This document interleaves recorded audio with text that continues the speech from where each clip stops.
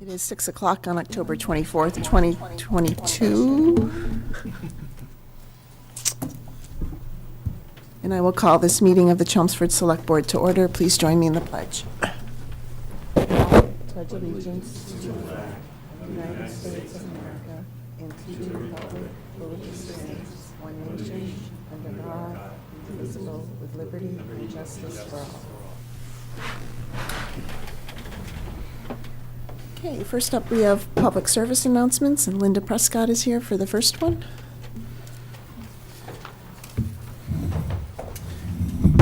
Good evening. Thank you for letting me speak tonight. It's that time of year again. All Hallows Eve is approaching quickly, and the Historical Commission would like to invite everybody, whether you live in town or don't, to join us Saturday night to meet your ancestors. It's a tour, it's a guided tour through Forefathers Cemetery. You get to meet spirits who have remarkable stories to tell. Tours are about 45 to 50 minutes long. They're free, and we really welcome everybody. And I know we've got some faces on the board that I've seen, and who are going to be with us for the evening. And I hope everybody come. It's on the website in the town, the flyer. It's on the library. It's out there. And you can call for reservations, and you call me, and it's right on the bottom of the flyer. Okay. Now, were you looking for any more volunteers?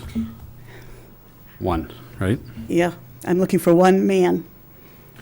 Well, I know I can. one-man actor, or someone to portray a man. Somebody to portray a man. Yep, and he's a very interesting character, and has a story that most people don't even know it exists, which is the glass factory. Interesting. And yeah, so it's cool. So reservations are open. 7 o'clocks are almost full.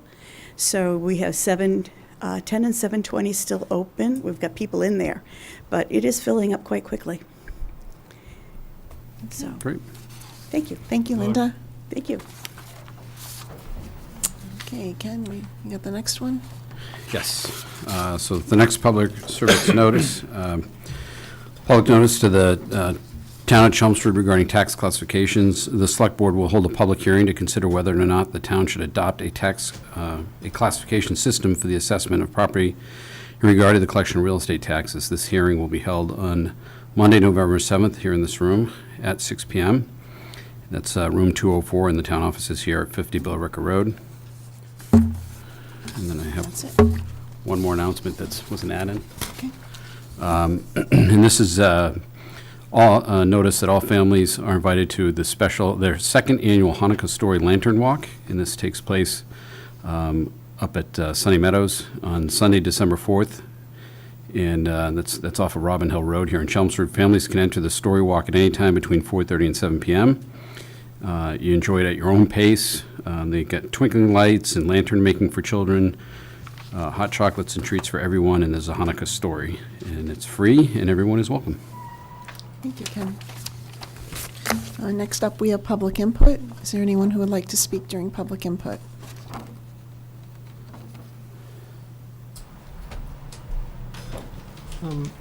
He's here for this. Are you here for the sewer? For the I sewer? am. Do you want to wait till that point in time? If you can wait, I then we can. can talk to you interactively. Yep, Okay. that'll be fine. Thank you. Is there anyone else here for public input? Okay, I see none in this room or the Zoom room, so we will move on to committee vacancies. So for October 24th, the Arts and Technology Education Fund Committee is looking to fill one unexpired seat. That's a 3-year term. Bicycle and Pedestrian Advisory Committee has one 3-year term. CCAA Advisory Committee has 3 seats available. Those are 1-year terms. Commissions on Disability, one 3-year term. Community Action Program Committee, 4 1-year terms. Community Preservation Fund Committee is one 3-year term. Council on Aging, one unexpired 3-year term and 2 3-year terms. Cultural Council, looking to fill 2 unexpired 3-year terms. Holiday Decorating Committee has 2 1-year terms. The Parade Committee is welcoming all applicants. Those are 1-year terms ending each July 31st. Permanent Building Committee has one 3-year term. Public Records Advisory Committee is one 1-year term. Recycling Committee is one 1-year term. If you're interested in serving on any of these town boards or committees, please complete an online application on the town website, or you can contact the town manager's office for more information here at 50 Billerica Road, Chelmsford, Mass. In the phone number 978-250-5202, or feel free to send an email at tmoffice, that's Town Manager Office, so tmoffice@chelmsfordma.gov. Thank you, Ken. Next up, we have our licensing public hearing for the all alcoholic beverages restaurant license for Press Cafe. Do we have anyone from Press Cafe here?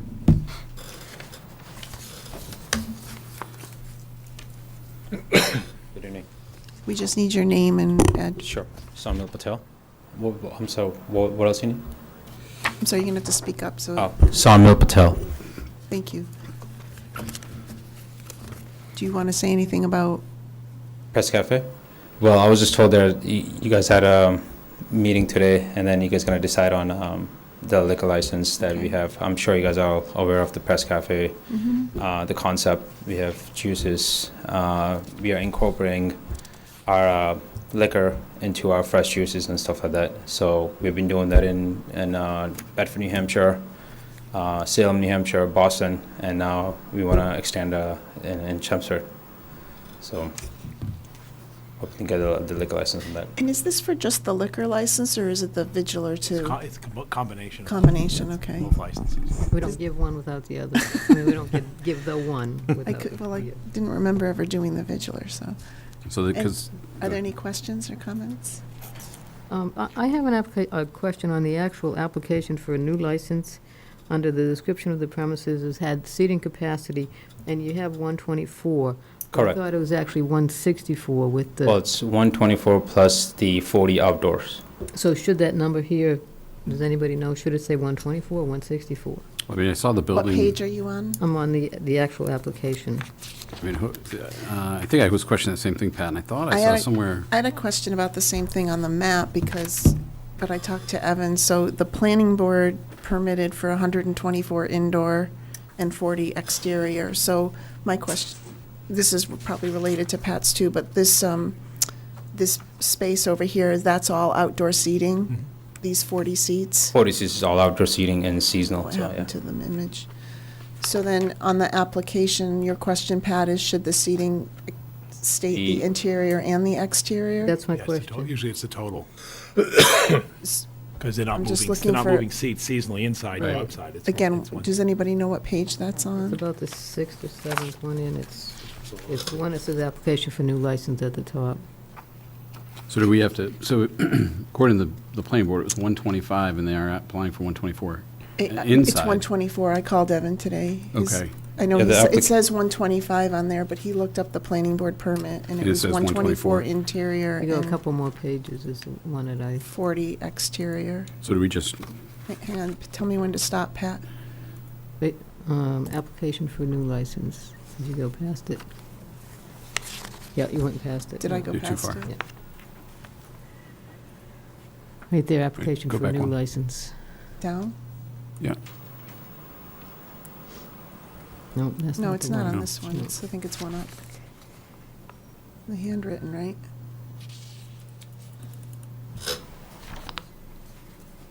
The one that has license classification information.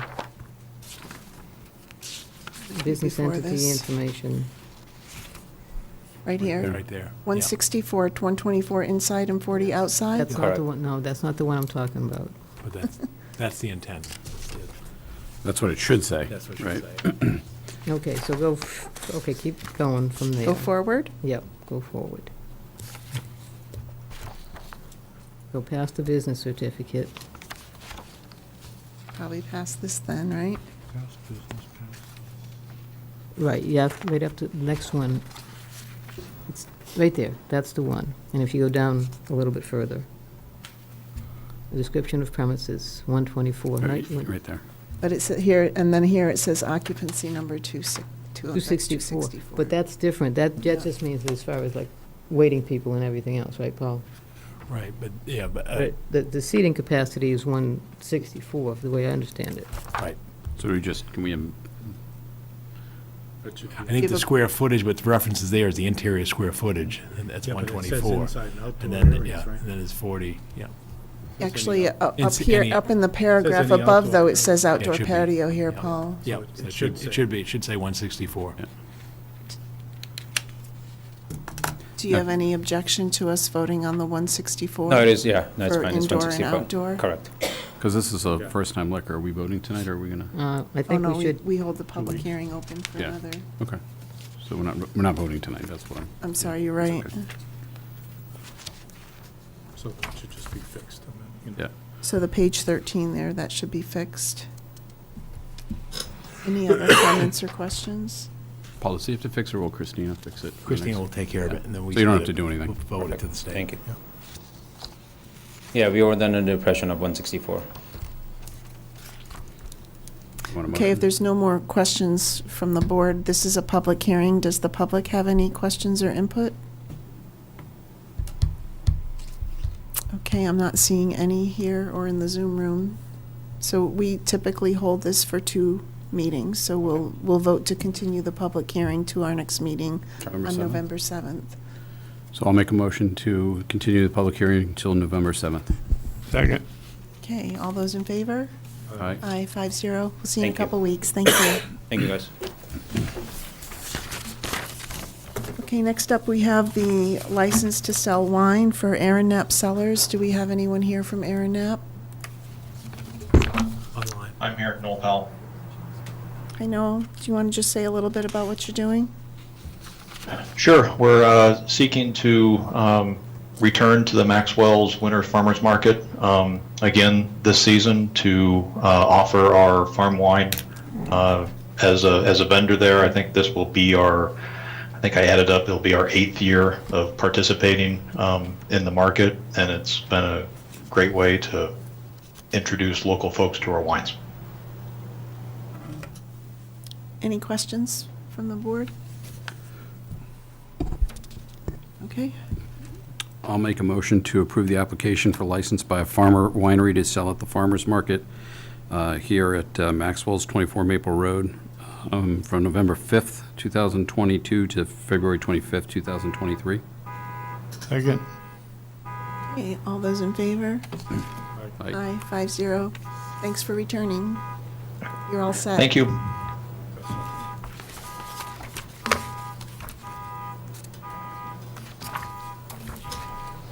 Okay, Other next keys? up, we have the license for House Bear Brewing. Hi, Hi, can you just state your name for the record? my name is Elizabeth Borges. I'm with House Bear Brewing.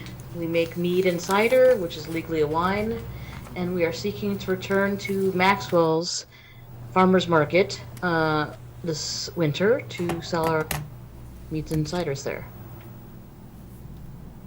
Okay, any questions from the board? Take a motion. I'll make a motion to approve the application for license by a farmer winery to sell at the farmer's market. The license is for House Bear Brewing. The farmer winery that you keep saying is the type of license. Right, I said the application for. Oh, I'm sorry. And it's, so if you want, it's going to House Bear Light Brewing LLC, because I did realize I didn't put that in the previous one.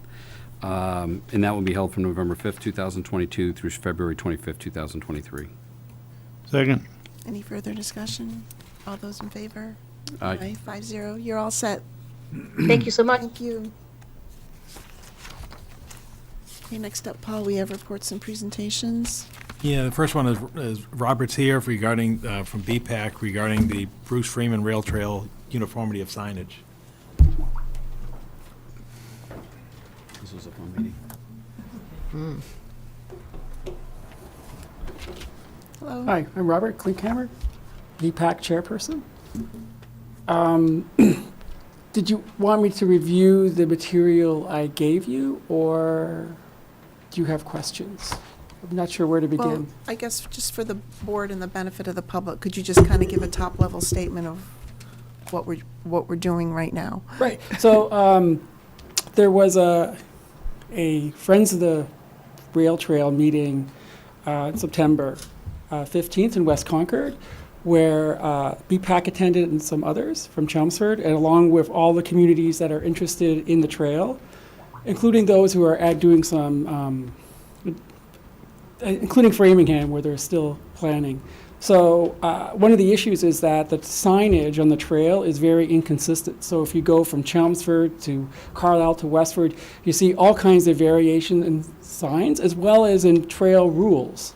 So this committee wanted to simplify the signage, and the Friends wanted to pay for replacing all the signs with a common set of signs, effectively. And so they had a proposal out which I think you have that, where they want to simplify the sign to 8 rules, effectively. And so you're here to inform us of what your recommendations back to them would be based on the letter they sent? I was going to do that, but our meeting on last Thursday got canceled because of the town meeting preempted us. So we're going to finalize our position this Thursday, Okay. we believe. But the stuff I sent you has basically our general position on all these different things. Some of the areas of contention, which we're not sure about, is, and this is true actually in general for all of the trail communities, is speed limits, how they should be posted. We decided not to put them on the signs, but maybe have separate signage, depending on where. Framingham brought up an issue that they may wanted to have reduced speeds in particular areas when they build their trail, things like that. The other part is that we wanted to be technology agnostic.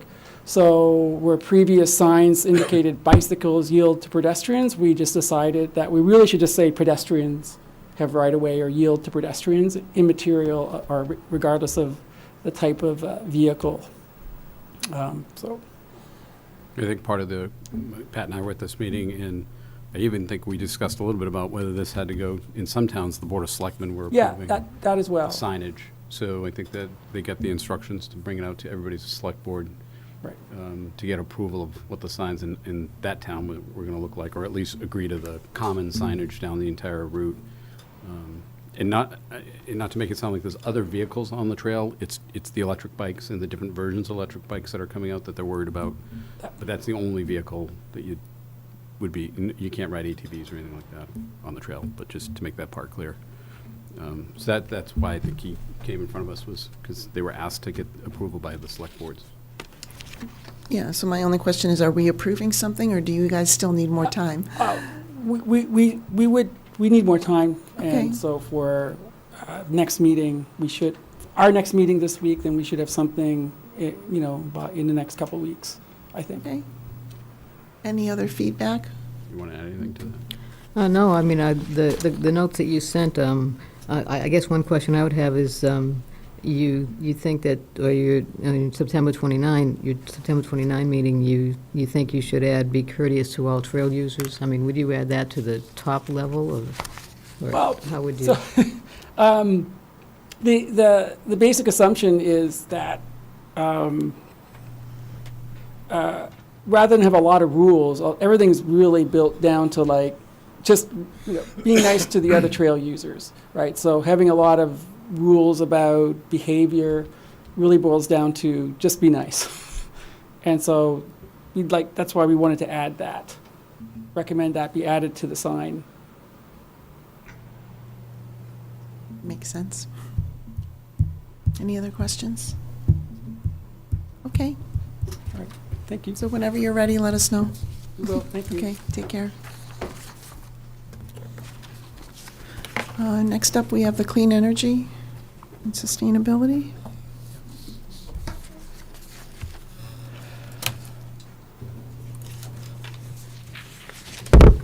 Good evening, members of the Select Board.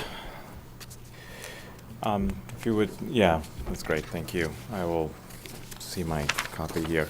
My name is Badri Upliappan. I'm the chair of the Clean Energy and Sustainability Committee. I also have committee member Dave Sperry right behind. If I speak something or do not cover something as an answer, he might be able to help me. Audrey, you're going to have to project a little so the mic picks it up. We're having a hard time hearing you. Can you hear me now? Yeah, that's much better. Thank Okay, you. thank you. We'll go to the next slide. With the packet itself, you'll find about 18 pages of written draft report that we have come up with, which summarizes the history of the activities that Chelmsford has done in its journey for sustainability.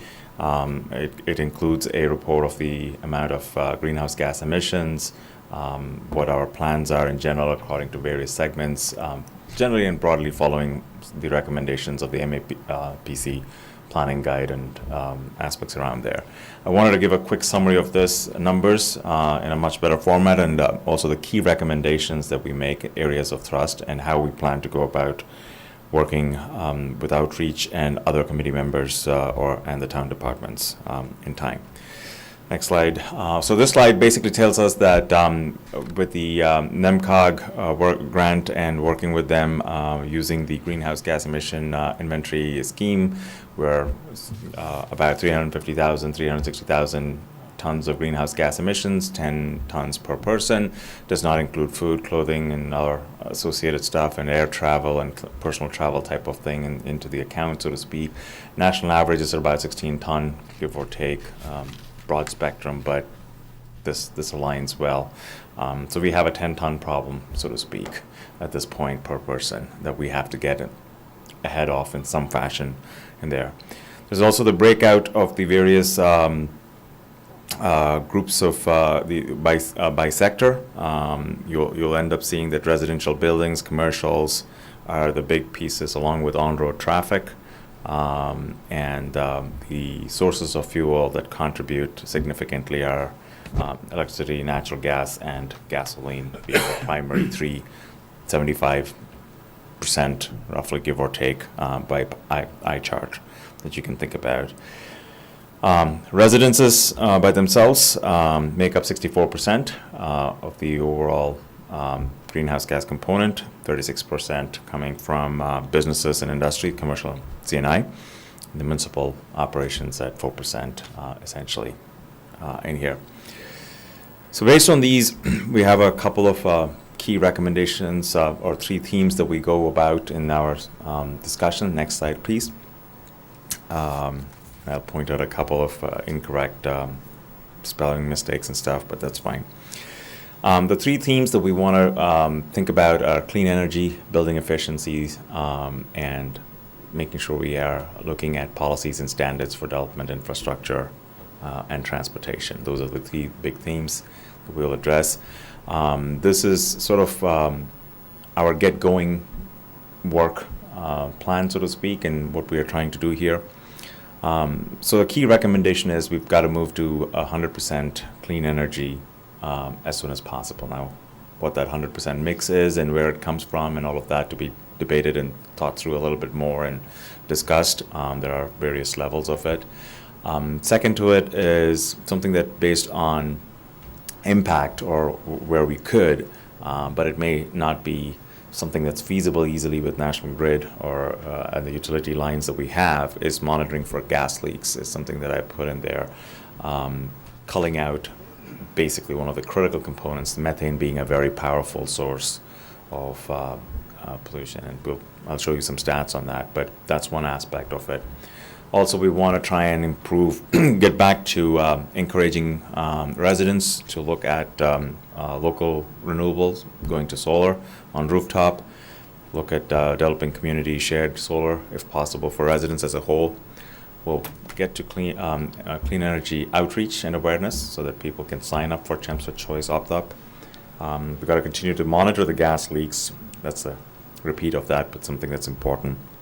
But way out in the future would be to look at, as MAPC says, look at advanced energy generation storage networks with utilities as partners. But that's further out, technology-wise, we may not be ready there, but the key initial 2023, 2024 type of action that we'd like to focus on are probably the top 3 or 4 items here, which is try and get to 100% clean energy or electricity, particularly. Not natural gas itself can be considered clean energy at this point. The second big push that we would like to engage in is building efficiency and electrification. Would like to launch an outreach with Mass Save, spelling mistake, but for improving the building envelope efficiencies, doing audits, tightening up the envelope of a home, getting all of that done, and also increase the awareness about conversion to heat pumps compared to natural gas-based heating for hot air systems or for hot water systems. That's because methane is a big component of the natural gas, and we saw that in the fuel mix basically as being a big one. Mass Save Community Education, the committee member, Byrne, wrote up on behalf of the committee a proposal for a Mass Save 3-year plan, communication outreach plan, but Mass Save awarded $20K for 1 year. We're modifying the parameters of the engagement at this point for the next month, and we hope to have a $20,000 grant to work with All in Energy, a partner company here that works.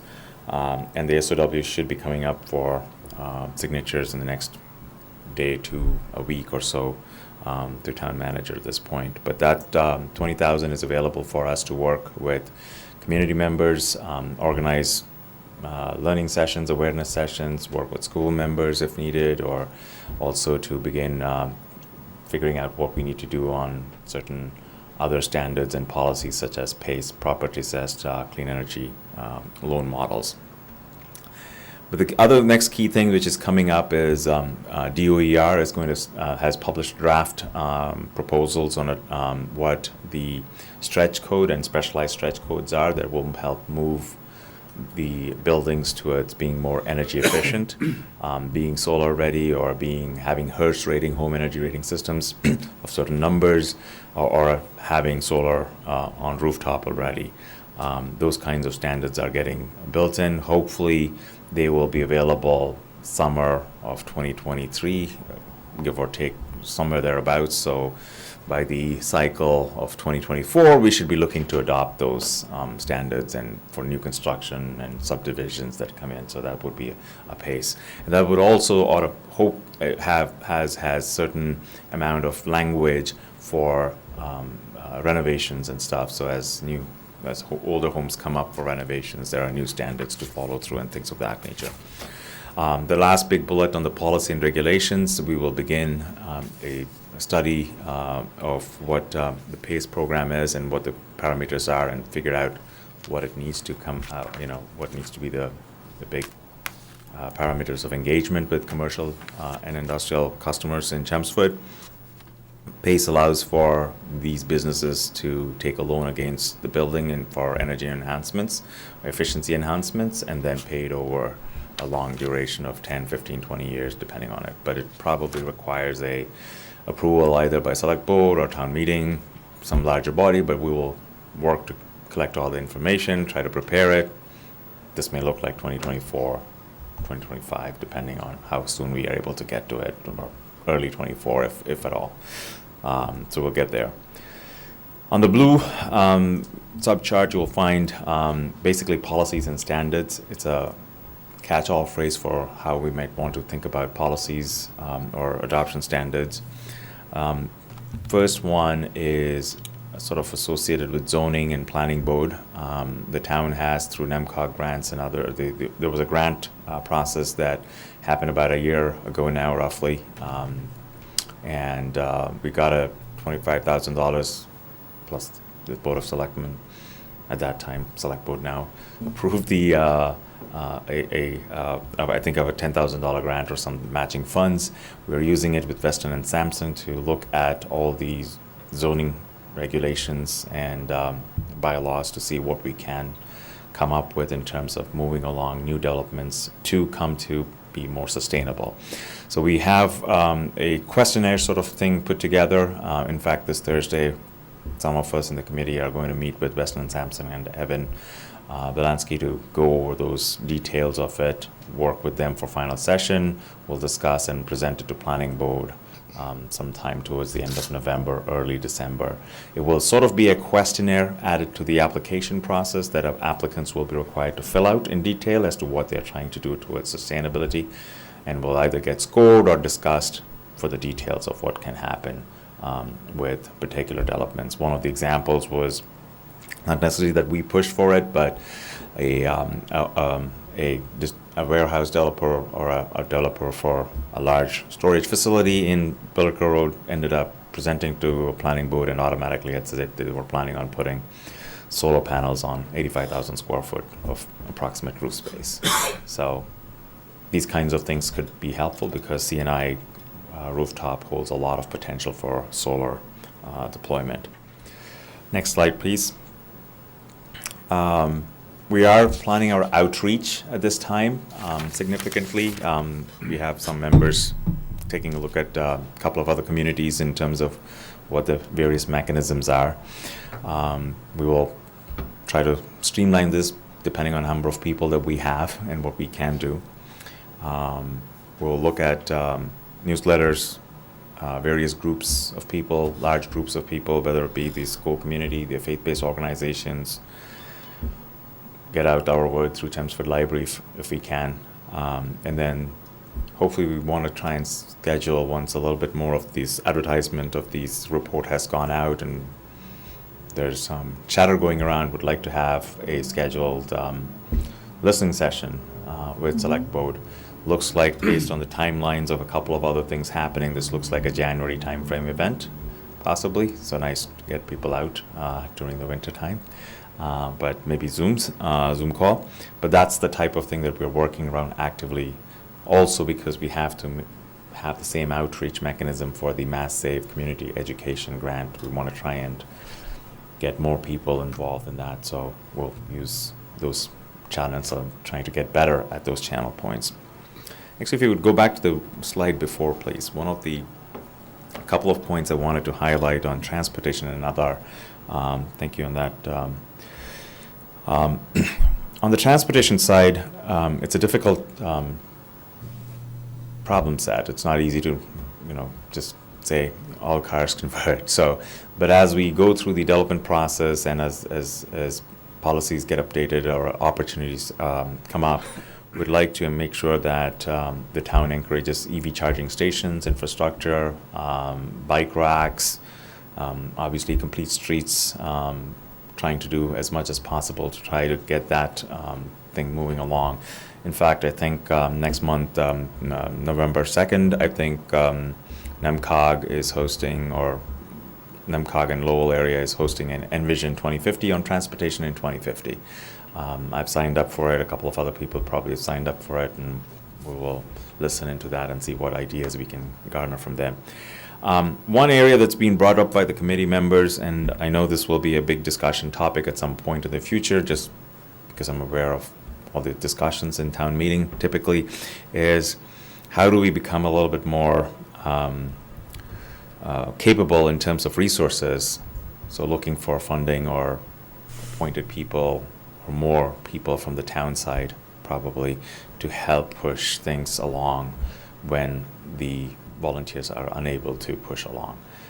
It's a point of discussion further. We'll try and bring it up in more details as to what is the requirements, what kind of help is required. But I've tried to write some suggestions if we have internship positions or working with the schools and the DECA club or other things. We might have to come a little bit more creative to tide over. But there is a strong interest in having, in the committee, a need for additional support beyond the time that Chris Haley does put, and he's obviously very busy with all that he does, and so there may be a requirement for that coming in, given that other towns and communities are spending a lot more dollars and energy onto it from the municipal operation side, so to speak. Even though the municipals, for us, we're fairly in a good shape and trending towards that. So, okay. I think with the outreach, I will stop here if there's more Q&A. There are a couple of slides that I have put in your PowerPoint slides that I provided you just to see where things are as backup material. But I'll open up to Q&A at this point of key things.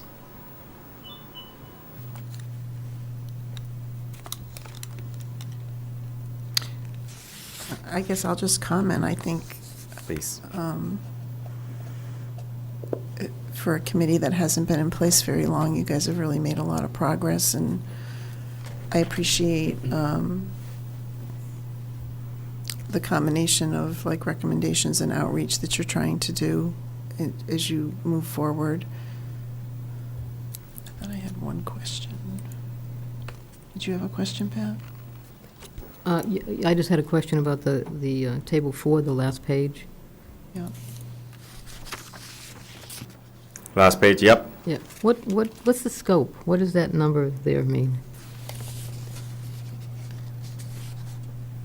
The number at the very bottom, 356, 126? No, under the column that says Oh, scope. scope 1 and 2. Scope 1 and 2 are things that the town use. Scope 1 is what the town does by itself, or the activity itself, basically. And scope 2 is inputs that go into a particular activity, basically. And scope 3 is really outside in terms of suppliers and your customers.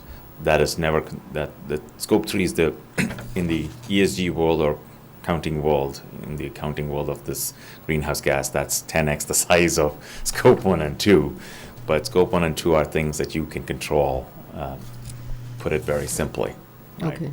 At the very simplest level. So if it's a resident, they can control what equipment they have, what cars they drive, what fuel they use, or something like that. And those will be it.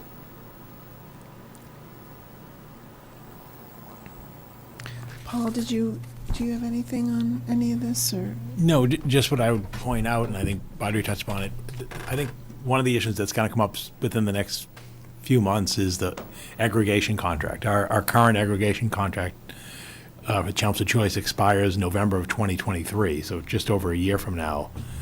And in prior periods of times, we would have solicited bids by now, but because of the uncertain energy market, that's not taken place. But what we'll look to do is, the question becomes, is our product going to be the current product, or is it going to be 100% green product?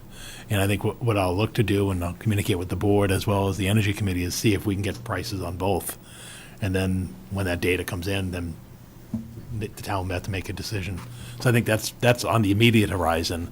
And I think the other one that Padre noted on the near-term horizon is the municipal stretch code and the municipal opt-in provision of that. My understanding is the timetable for that is December, that's going to be released.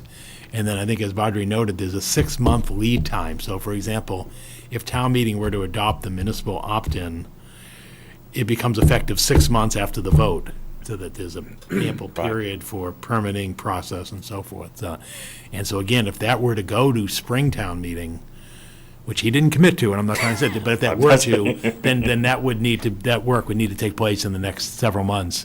If it's a fall town meeting, we've got more time, or if it's a 2024, then there's even more time. But the expectation, the latest information I've seen from the state is that December is their commitment to having that schedule released, which means you may see some communities going as soon as the spring. Absolutely. Right. Very much so that it's expected, and it's the reason I didn't commit necessarily on behalf of the committee is to see what amount of work we need to do in reviewing it, as well as what, we'll still get, figure out all the semantics of when this has to get on the warrant article and things of that nature by mid-February or early February. So we only have about 5 weeks, 6 weeks before it comes out.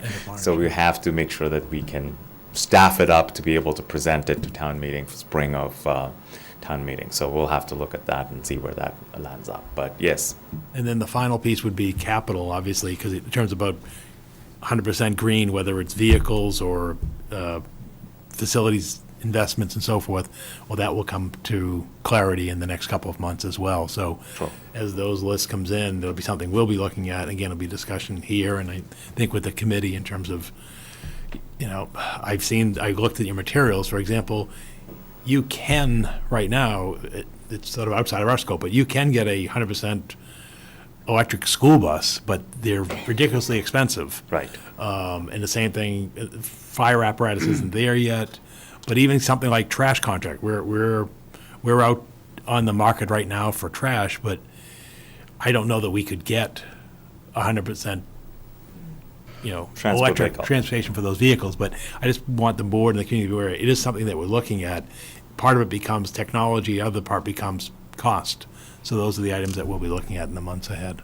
Understood. The priority of the clean energy, the 100% green electricity, is to try and move the needle on the residential, just plain energy use electric one.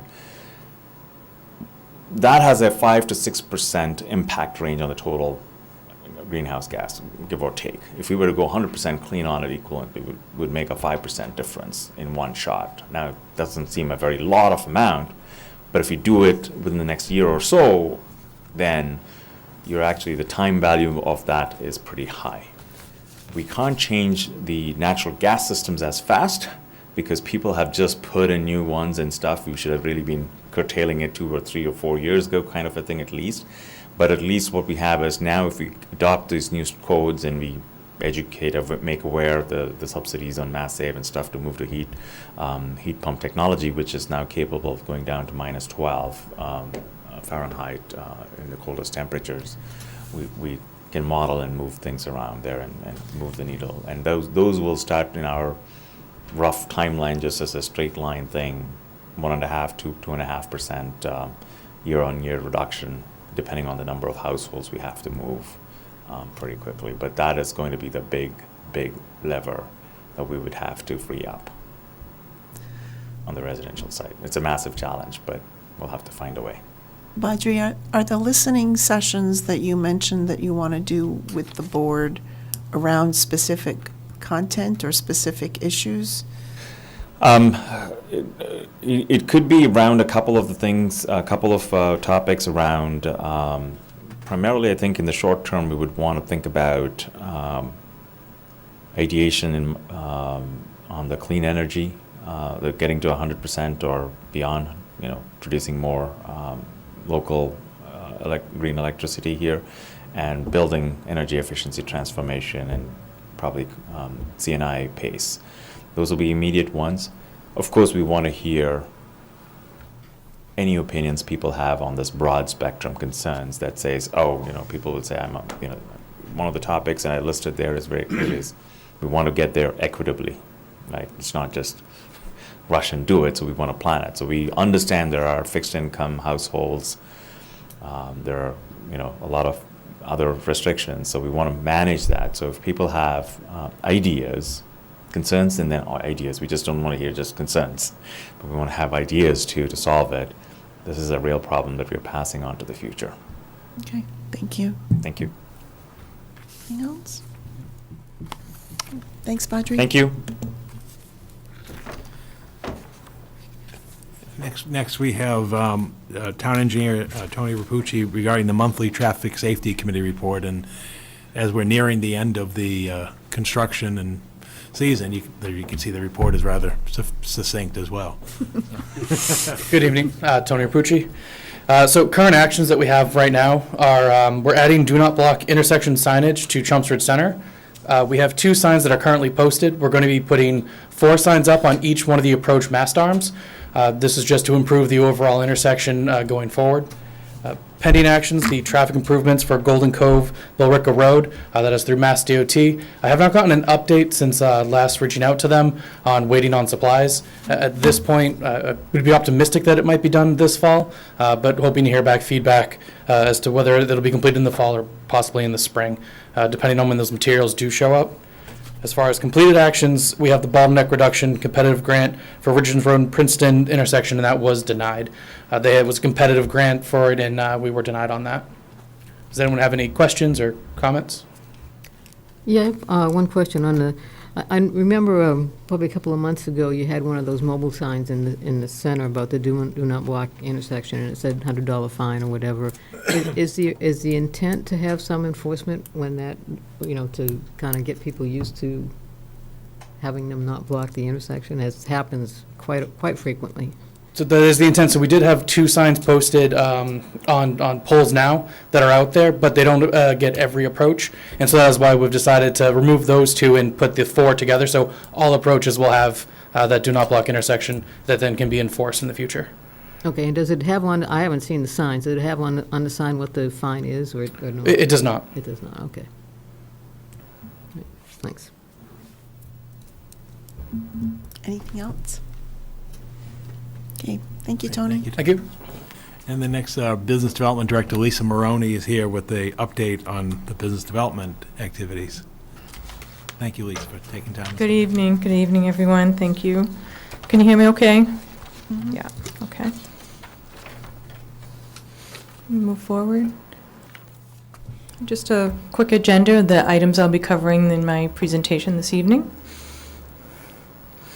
This is an overall view of Chelmsford business properties here and townwide vacancy. We continue to do well with minimal vacancy on storefront space, small business retail, overall manageable vacancy across all types of business real estate, as you can see. We all know that empty office space continues to be our challenge, and on this map review here, I noted the gray diamonds are full occupancy, and the blue is what is showing available space. So we're doing better. Next slide. This is a view through CoStar for all business properties showing townwide data.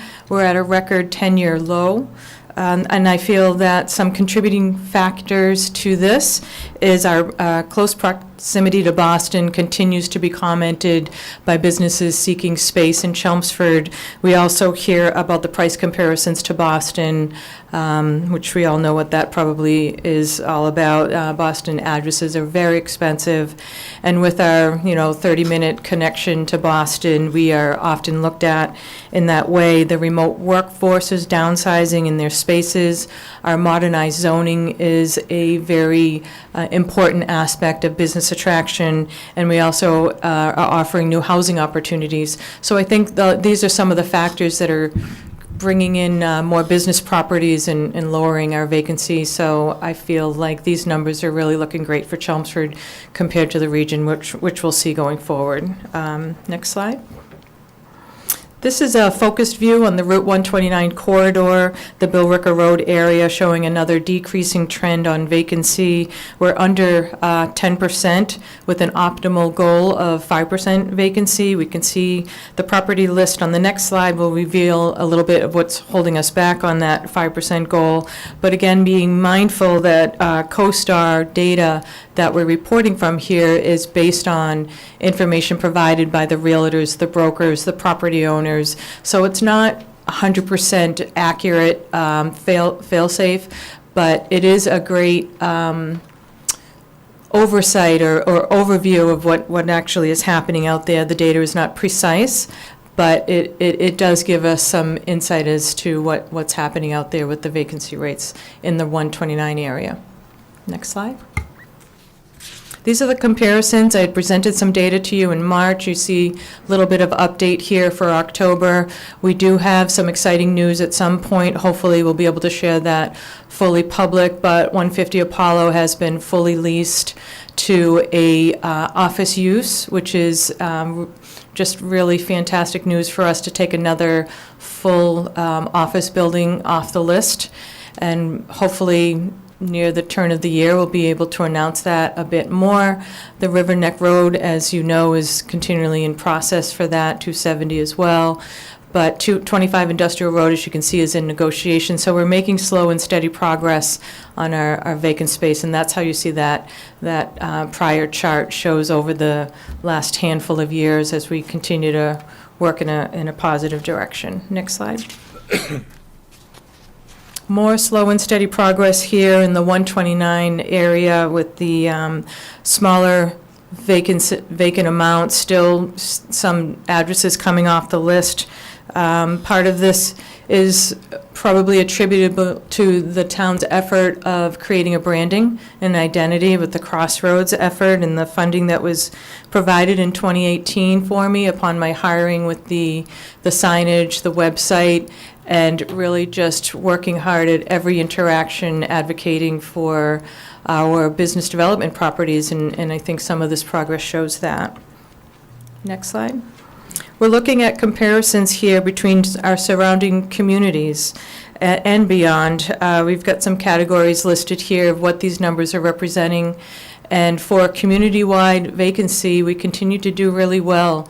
We're at 5.9% now with town-wide business vacant space, and you can see how we're ranked amongst our peers. You know, our communities are not equally comparable, but showing that inventory of square footage in relation to the vacancy rate, I think we're doing really well coming out of a post-COVID timeline. So is that 8.1 million square footage total, or? For business or- properties. Or not vacant? That's our total. That's the square total footage in- existing built space, not counting single So family. of that, 5.9% is vacant? Vacant, Okay, townwide. Thank you. Townwide, yep.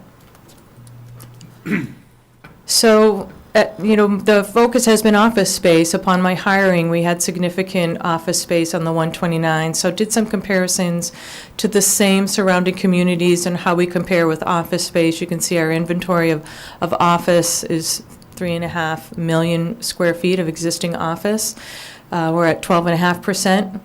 And some of those properties you see out there are not listed in CoStar, and this data is coming from CoStar, so that may be a little bit skewed on that number. As I had mentioned, River Neck is not in CoStar, so that's not captured here.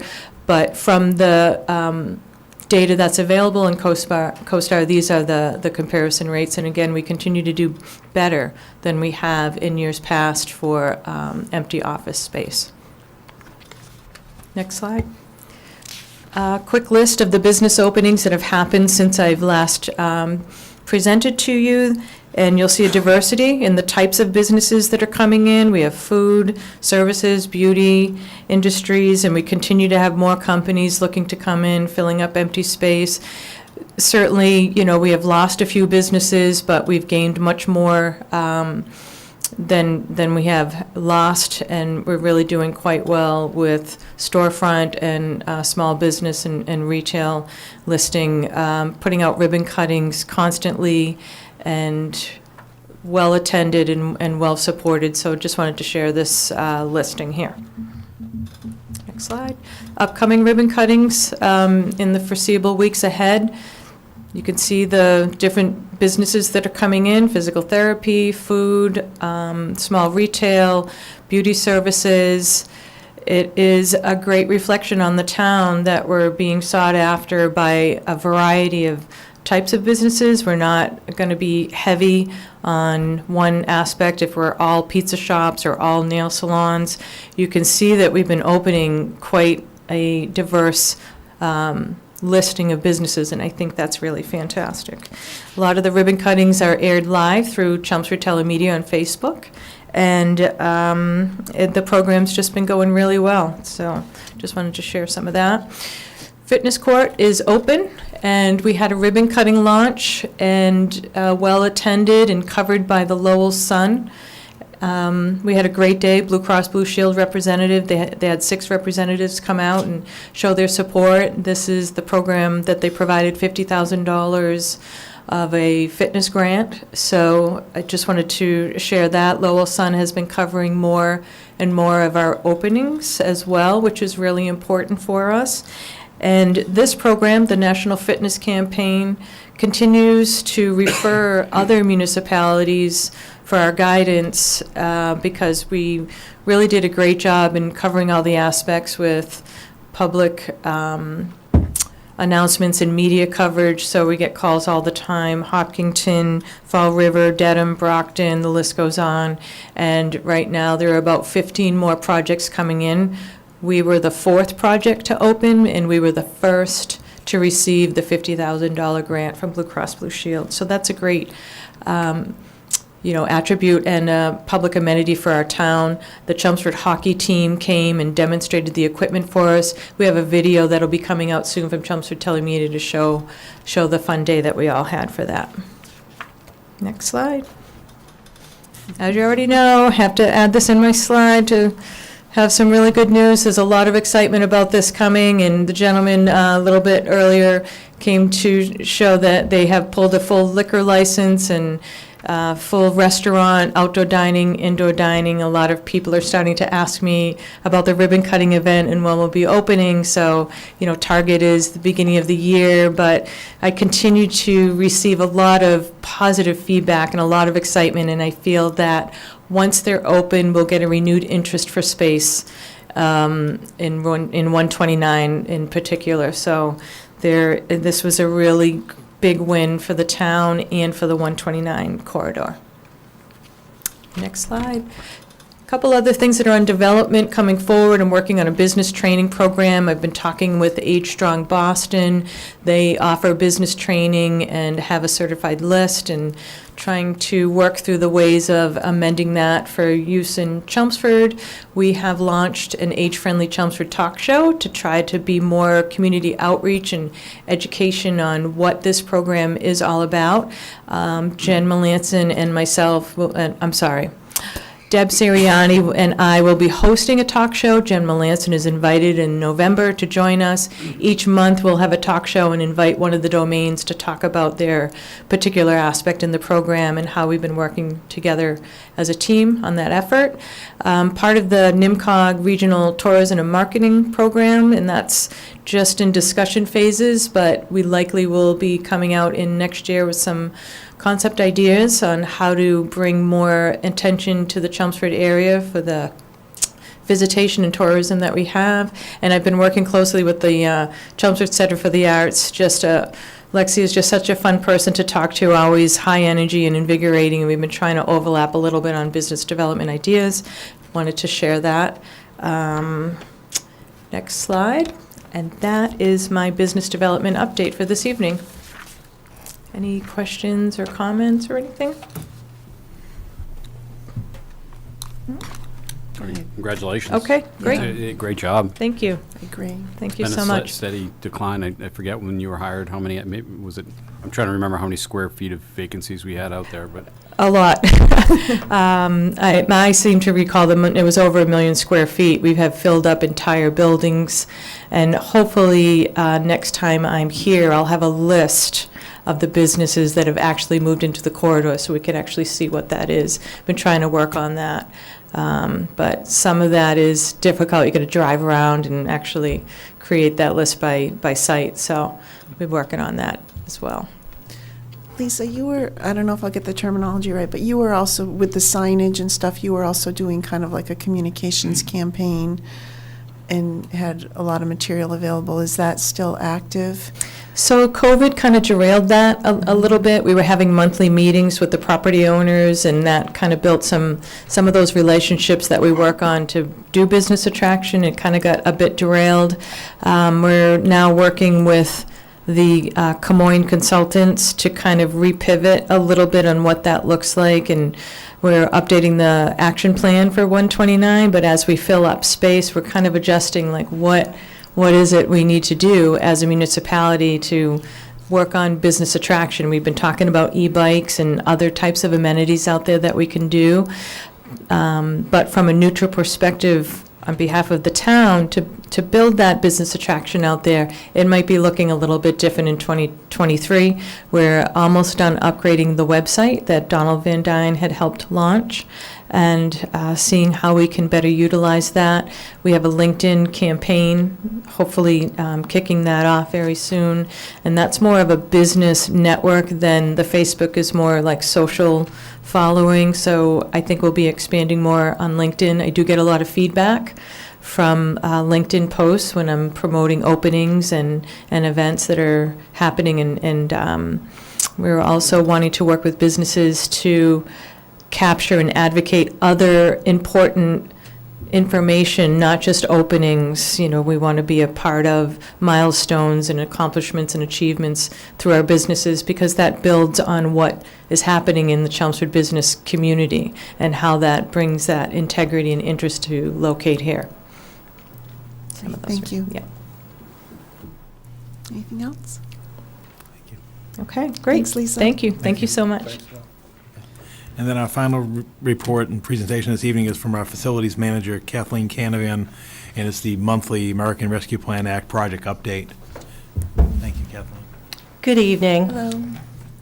Madam Chair, Select Board, Town Manager Cohen. I'm Kathleen Canavan, Facilities Manager.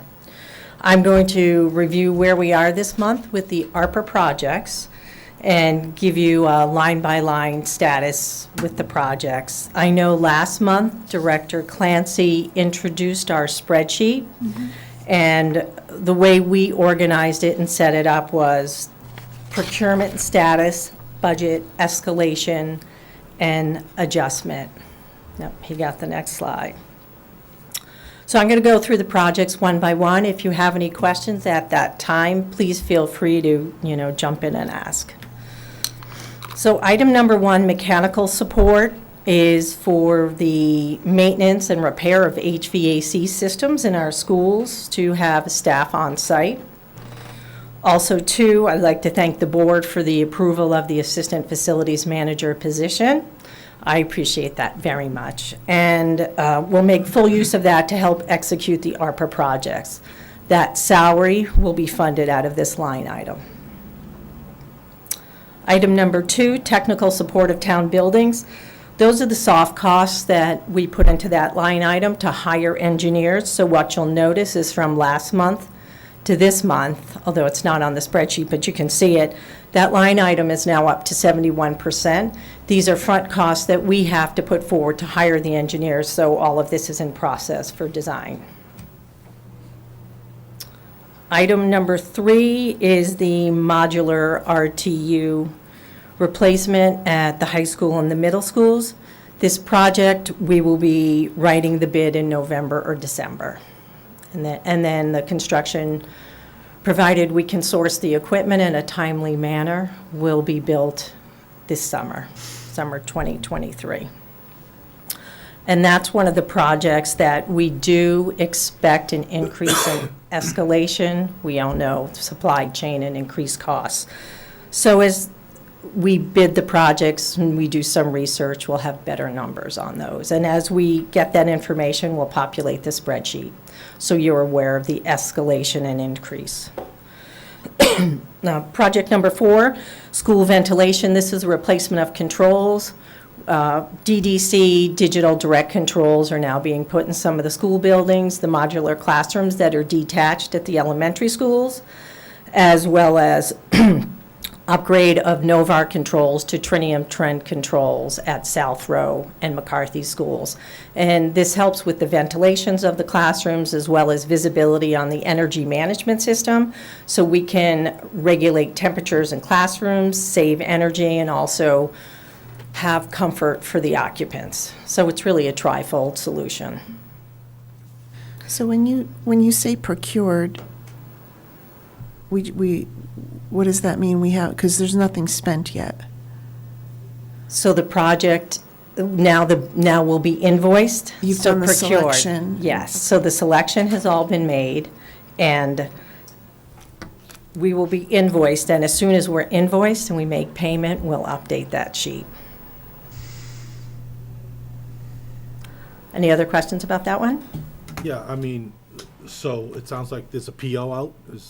Yes, so How does that South Row's completed, McCarthy School Phase 1 is completed, the modular at South Row's are 90% completed, so 2 of the invoices, one was $92,000, the other one was about $80,000. So the way this project was procured, it was in 5 different pieces. So as they complete one project, we do the approval process, punch list items, and when complete, then we pay the invoice. But there's no feeling yet for any escalation to that original? No, that project was bid in advance, so there will be no escalation in that one. So that was a fixed price project. Next item is the center school HVAC upgrades. This is for new cabinet heaters in the hallway. This was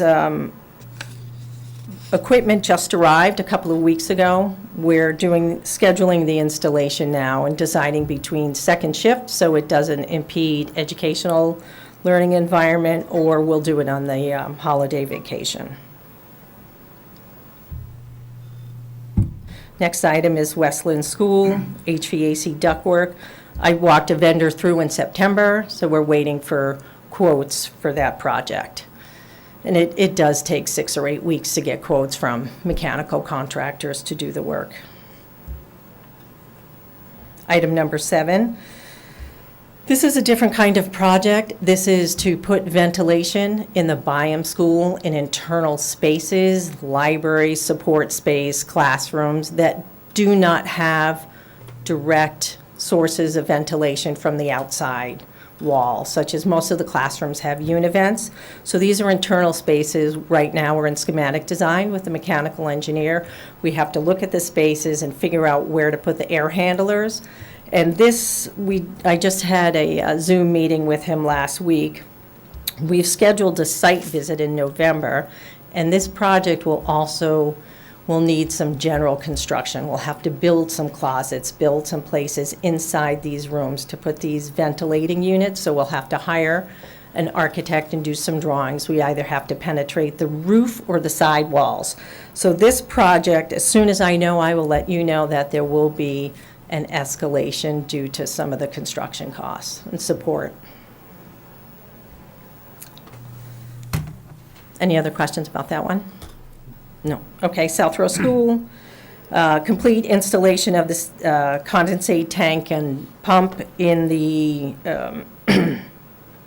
crawl space, and we added return steam valves. So this project is complete to date, and we are looking at scoping out potential other projects in that school.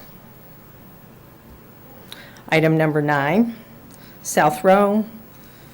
We completed this project, roof exhaust fans. They're installed, they're operational. Item number 10, HVAC upgrade at Parker School. We replaced all the exhaust fans at this school for $39,000. And we will also be looking at if there's any other ventilation projects that we can do here. Item number 10.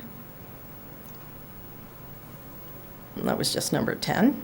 You said you completed it for $39,000, but this has like $8,000 project cost. Yeah, so item number 10, we completed the installation of the... Oh, I'm off by one. Yeah, I'm I was sorry. off by one, too. I think I confused you, I'm sorry. No, So I'm item good. number 9 was the exhaust fans. Yeah. Item number 10 is the preventative maintenance on existing exhaust fans. So when this was first scoped out, we thought we had to replace all the exhaust fans. This came from a feasibility study from Doran Whittier back in 2017, 2016. So what happened was that we just needed preventative maintenance on the exhaust fans and not to replace the entire units. So we have additional funding in this project, and we're evaluating any other HVAC projects in that school.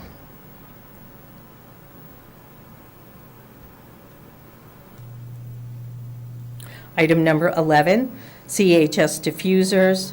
These are high-capacity diffusers with long airflows. This is a specialty item. We're sourcing the material and hope that if we can specify these type of diffusers and where they should go in the high school, then we can hire a vendor to put them in.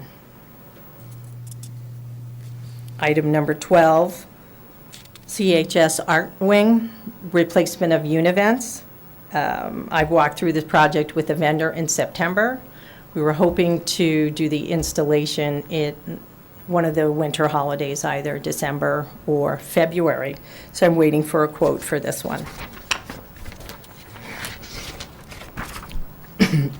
Item number 13, Harrington School. This is a very similar project to Byam School, where there are ventilation of internal spaces. We're in schematic design with the engineer. We will need architectural drawings for support to design interior closets, to put the air handlers, as well as roof and wall penetrations. So this project does have a higher level of general construction to it. Item number 14, School Administration Building. So there's a number of projects that are testing and balancing projects we call TAB projects. So those are ventilation studies on existing equipment. So what we'll do, there's 5 of them, 14, 17, 18, 19, 20. We'll bundle those all together as one bid, and then we'll go out to hire a testing company, and that evaluates the current status of the ventilation systems and what we need. Then the last one, the one that I skipped, was item number 16, which we procure the air purifiers. So these are 20 projects that Facilities is overseeing. Our goal is to have them all procured by the end of this fiscal year, which I don't see a problem with at this point. Any questions?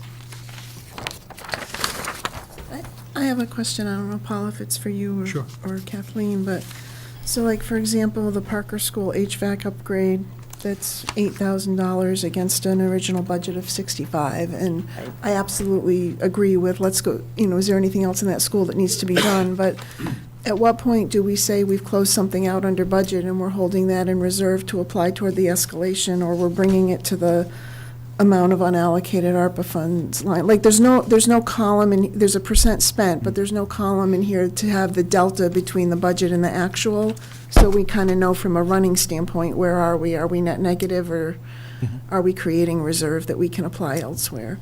Yeah, and I think you'll see that in the next couple of months as these other projects get procured, particularly the ones that we have cost concerns Right. for.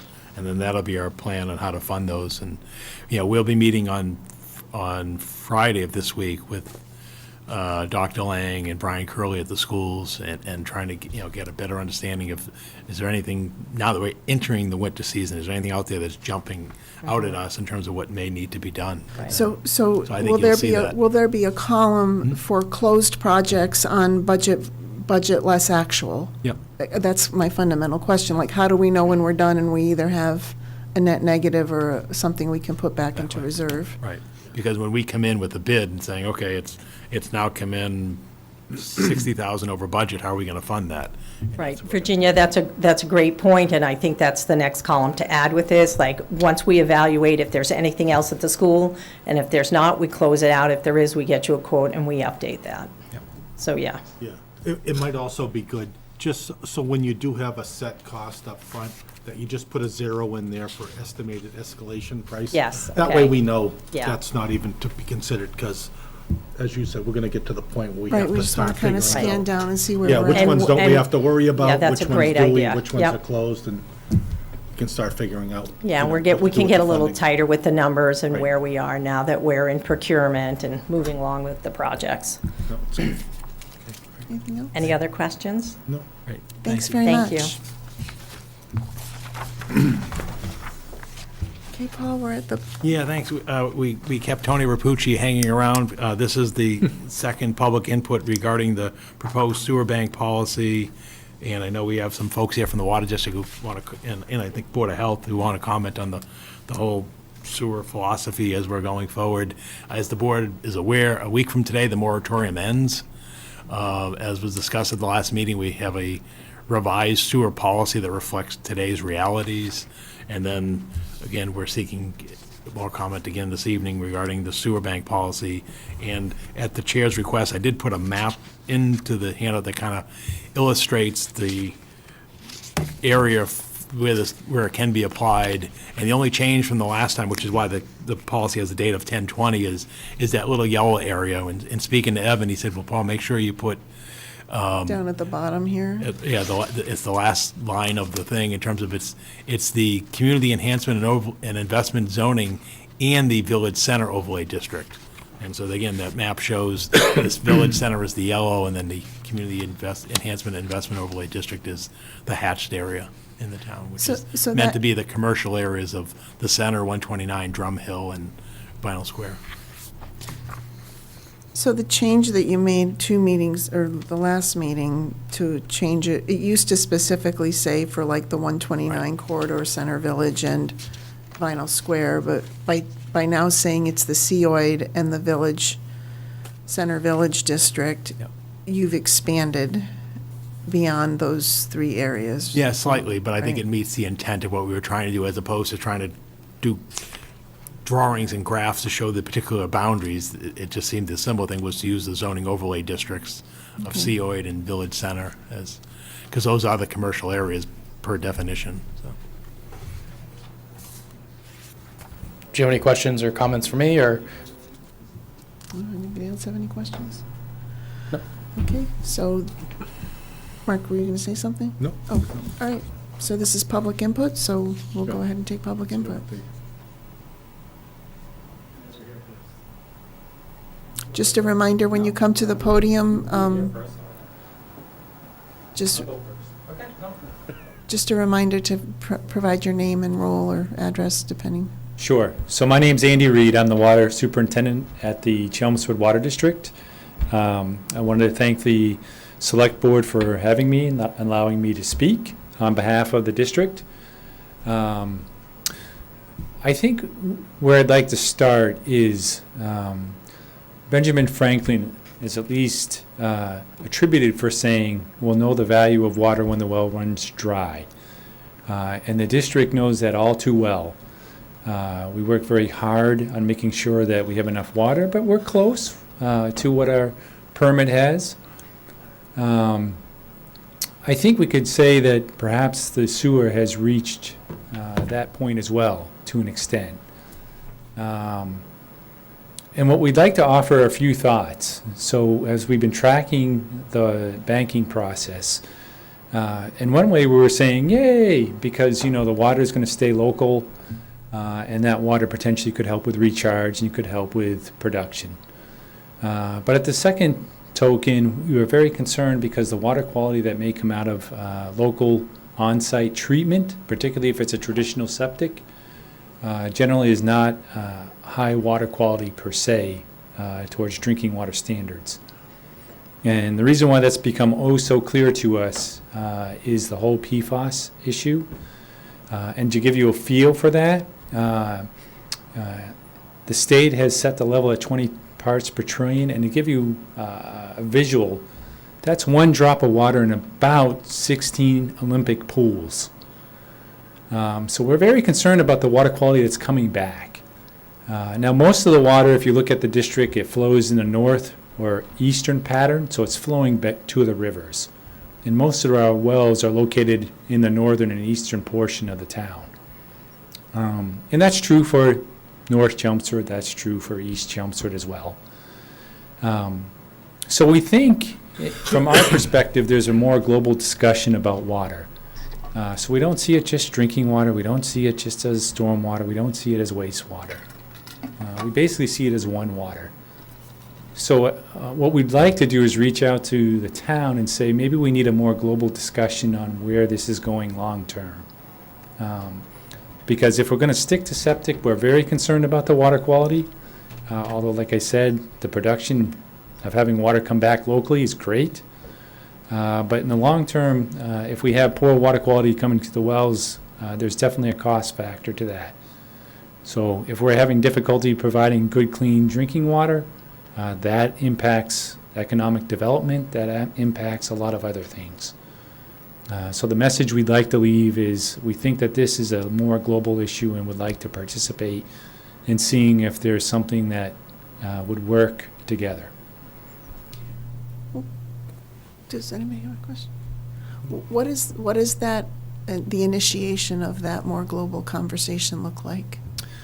Well, I think long-term, what the town needs, from our perspective, is what's the long-term plan for wastewater? So if you look out west, because their need is more acute than ours, they have done a lot of what do we do with this wastewater? Is this a valuable resource? Is this just a waste that we're throwing away? Can we reuse it? Out west in the country, state? Western United States, yeah. And there's been a fair amount of research and projects that have done full scale, but they don't happen overnight. And as you can imagine, there's a lot of planning and effort to make sure you get to an endpoint that works. So from our perspective, there's limited water resources in the sense of clean water and drinking water. We do see that this potential septic system could impact that, and we'd like to raise that as a concern. I guess my question, Paul, is what does that look like? Well, Who's involved in that conversation? Yeah, I think one of the things, what came to my mind was the issue we've been talking at a number of meetings about sump pumps. Sump pumps are taking basically good water and throwing it into Sewer. perhaps throwing it into the town sewer system and then sending it out of the community, which then, as you said, doesn't recharge our aquifers. And also, it's really not generally hazardous water. It's basically water that people don't want in their basements. Right. So I think that might be an issue that we could collaborate on in terms of a pilot project or outreach and information. I think, I'm kind of thinking that might be along the lines, because we're going to see, and at next meeting, we'll see our flow for October. October was finally a rainy month. Right. We had higher than average rainfall, and we're going to see that in terms of our sewer flow, which will probably confirm the trend that we're seeing, that we think we're getting, our sewer capacity is being utilized in part, or limited sewer by some pumps, i.e. gray water or non-water that really, and perhaps roof drains might be part of it as well, that may be water that we don't want to be losing from the community. So I think that may be, I think, the type of discussion that we may be able to partner with in the future with the water districts of town, and a discussion, because if we could capture that or reduce that, then the concern you have about septic systems could perhaps be ameliorated or alleviated, because you would then be able to have capacity for more traditional wastewater as opposed to gray water or stormwater. So we'd be 100% supportive of something like that. But I just want to emphasize, we are very concerned about, if we are going traditional septic, which it does look like the water banking is pushing in that direction, that it can be very problematic in the long-term approach. So as a short term, I know you're doing it because of there's an immediate need and you need a solution. But long-term, if that is the long-term solution, we are very concerned about that. In the short term, though, Paul, we don't have a choice on septic for, like, new development. We can't preclude. We're at the cusp of So capacity, and that's the issue. your concern is that if the banking capacity is created by someone moving to septic, as opposed to by a use changing and capacity becoming available. Right. So that would be accurate, yeah. Is there a safeguard that can be, if this gets adopted, is there a safeguard, Paul, that can be put into the policy to? Well, we were hoping that the easy attainable one was going to be infiltration. But thus far, we haven't found a large area of infiltration, because that would be the safeguard, would be, hey, before you start putting in. I'm saying a safeguard statement in this policy. I don't know what that would be. It's not an easy solution. Yeah. I think after this is in place for some time, they'll probably be able to figure out what that statement might be after the II and all that stuff is looked at, you know? Right. Yeah. So it might make a lot more sense to us then. Right. Just my thought. To wait until we have that Yeah. before this gets put in place? No, to put this in place and then assess, once Christina gets an opportunity to do the assessment on II and et cetera, gets data, then it may make more sense if there's actually some capacity that we're gonna pick up, or some water that we're gonna put back into the ground as opposed to putting it down the sewer system. That may give us a little bit of. If I can add to kind of what you're saying, if on-site determines to be the long-term solution, then there's a whole discussion of, what does that on-site treatment system look like? Because as Paul knows, the last couple of developments we've had, we've been asking for communities to do tight tanks, because they're very close to our wells, and we're like, do we really want to have septic in there? And so when Evan comes to us and the committee says, take a review of this development, one of our comments has been of late of put in a tight tank instead of a septic system. So you'll see that comment will pop up more often now as we see more development near our wells.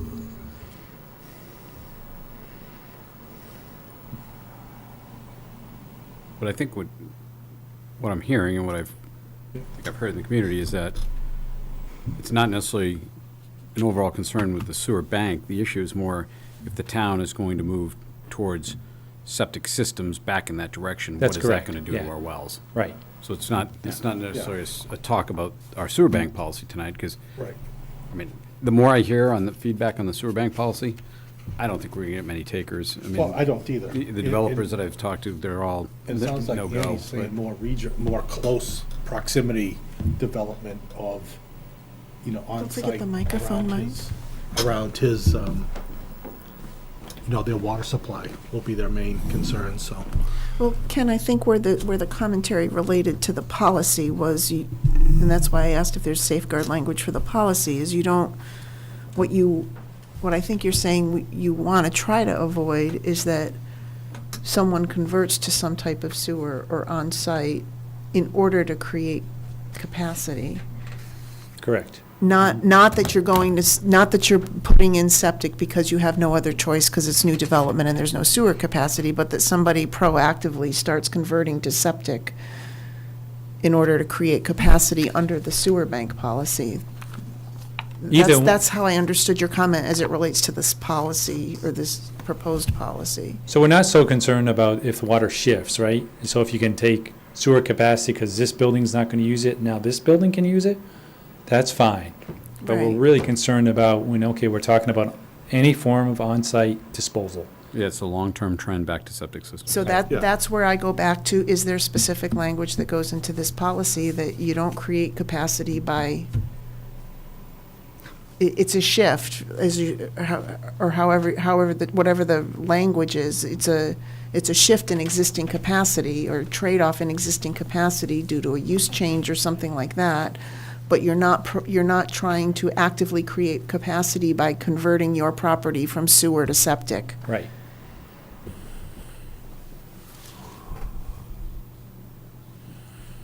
But it kind of does allow that in the policy. That was the intent of the policy, because Right, I that's why I'm asking the question, because I'm not sure we really thought about it in the terms that were just presented. It's a valid question. Someone else right? says stuff that, I see hands up back there, but come up and chime in. I also don't think it's So going to be that. the existing policy doesn't have a safeguard against it. Just trying to think about it is if we had an Talking overlay. the bank policy, The not bank- your other one. Yep, Okay. doesn't have any protection in it as it is written right now. Something that I believe the concern is exactly where the wells are located. And so if you had the wells versus the map that we have now, you'd have areas that would have overlap, and those are the areas of large concern, correct? Well, yes, Yeah. but basically. You have to be at the mic, you have to be at the mic or they can't hear you. If you look at the map, so basically I'm not sure exactly what the There's a mic checkered- on the ceiling, so you can walk up to this map here. Oh, I can. Yeah. Yeah, the You're checkered area is where you can apply the credits, that's Right. all. So it's not meant to be used for residential areas. So, and I'm not sure if the interpretation is correct here, is that going to be where septic could potentially be going? If they were trying to, Septic could be anywhere in Could the be community. anywhere. Right. so our biggest concern, obviously, our wells are here, our wells are up here.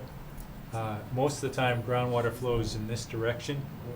So anything that you dispose of here eventually is going to make it past your drinking water wells. So that's why we're concerned. And the regulations are moving into ultra-low levels. So we're not getting any higher. So just from an education standpoint, Paul, could we overlay the wells on this map and look at it next time? Well, you could, but Do you again, know? you're allowed to take credits anywhere in the community. See, for example, we had a discussion about, well, maybe somebody with a grinder pump would want to give up their grinder pump and go to a septic system. If that's not possible, then now you've just ruled another whole group of Yeah. categories out. Well, the more and more I chewed through this policy Yeah. over the weekend, the more problems I was thinking about. Yeah. Because, I saw the agenda and understanding probably what our next speaker is going to say is what we end up with going back to these septic systems is what it's going to do to the safety and quality of our groundwater and Right. bacteria and everything else, but. Richard Day, 6 Marilda Avenue, Chair of Board of Health. Yeah, I mean, right before our last meeting, we heard the first thing about this occurring. The infiltration component of it, and will it create more capacity to assist and this, that, whatever is true, but there isn't any question, okay, that, and again, I know this is a smaller piece than we were originally thinking that was going to be everywhere, okay? But these areas that are being shown are, if not 99, 100% in aquifer protection, okay, in regards to whether it's the direct aquifer protection one or the zone 2 type of thing, but it all is. And I think there's a little bit of misconception as, you know, as the Board of Health and the town and whatever was trying to get through this moratorium and whatever, where about 60% plus of the town is under aquifer protection. And me personally and the board, over all those years, over a 30-year period, worked diligently to come to a final solution for the town, which was that 100% sewer. And we went through a 30-year project, you know, $150, $60 million and whatever, to get to that place where there's a balance between having a community where all its drinking water is coming from the ground that we stand on, and also what we live on and where we work and everything else, that the mistakes made in the past, and everybody made them, so it's nothing to do with Chelmsford, I mean, per se. But the fact is that we worked very hard through the Sewer Commission, through the Board of Health, and all the other parties to get to that point where, and of course PFAS is the newest thing, but I hate to say it, more things are coming down the pike, that what we put in the ground, we also then have to drink. And there's only so many things that you can do about it. And we luckily were in a time frame, which now has been backed away from, where the state, you know, was sitting there and saying, oh, well, you know, when these communities develop, we're going to make sure that sewer expands out to them and resolve all the issues and this, that, whatever. What we saw during the sewer project was the fact is they just kept reducing. They were sort of semi-promised, don't worry, we're just going to follow the development out from the bigger cities, Boston, all the way out through, and we're going to sewer and correct all the problems as we go. All of a sudden, the money started to reduction every year, versus what we got the first year in the sewer project to the last year in the sewer project was, dramatically different kind of thing. So here we are, we were sort of phasing ourselves out of putting anything into the ground anymore. And then we run into the wall of we're at capacity and we're at that, I don't know what the appropriate terms are, but where we've grown and we've developed and we come to some form of end, and how do we manage that sort of the end of things in regards to, oh, there's always new land, there's always new capacity, whether it's water or whether it's sewer or whatever, to allow this all to go forward, and here we are. So clearly, you know, and again, we didn't do any formal vote or whatever, but they said, you know more than anybody else, so therefore you go to the meeting. That is the Board of Health just going to be rubber stamping new septic systems in those areas? No. I mean, me personally, I only can answer for myself, but the answer is no, we're not going to. These are aquifer protection areas, groundwater protection areas, zone 2s, whatever name you want to give to it. We are not going to be rubber stamping. And like was already said by a few of the select board, that, and I know Sue was here for a couple seconds, you know, at the last meeting, just basically saying, anybody giving up that capacity, I mean, it's a final solution for you and your property. Anybody giving that up and going backwards, I just can't see that happening. I mean, I don't know what plane they could possibly be on, and looking all around the country, as was mentioned out west and everything else, there's no way that you're going to get anybody to jump on board with this. But I guess anything's possible. But I think this concept that, oh, well, we got this thing and says, oh, the Board of Health, well, they'll review the plan and we'll just approve it and whatever. As I said, I think there was, through this whole process, there was a little bit of gray that when the board sort of went along with the concept of septic systems and indoor treatment processes for the scale of project. There are some areas of town, not to do with much of the development areas, but I guess there's a few spots here and there, okay, that going backwards to septic is nothing that we wanted to do. But in this quagmire of trying to come up with some form of solutions and whatever, it was sort of like, well, there's some areas that aren't immediately going to directly impact our municipal water supply. But this is sort of stepping over the edge, and I understand it. I mean, don't take this wrong, that I don't understand, you know, the problem that communities are in as they're trying to, you know, balance its growth, but also its retrofit as we've probably developed, I don't know what percentage, high percentage of land that's out there.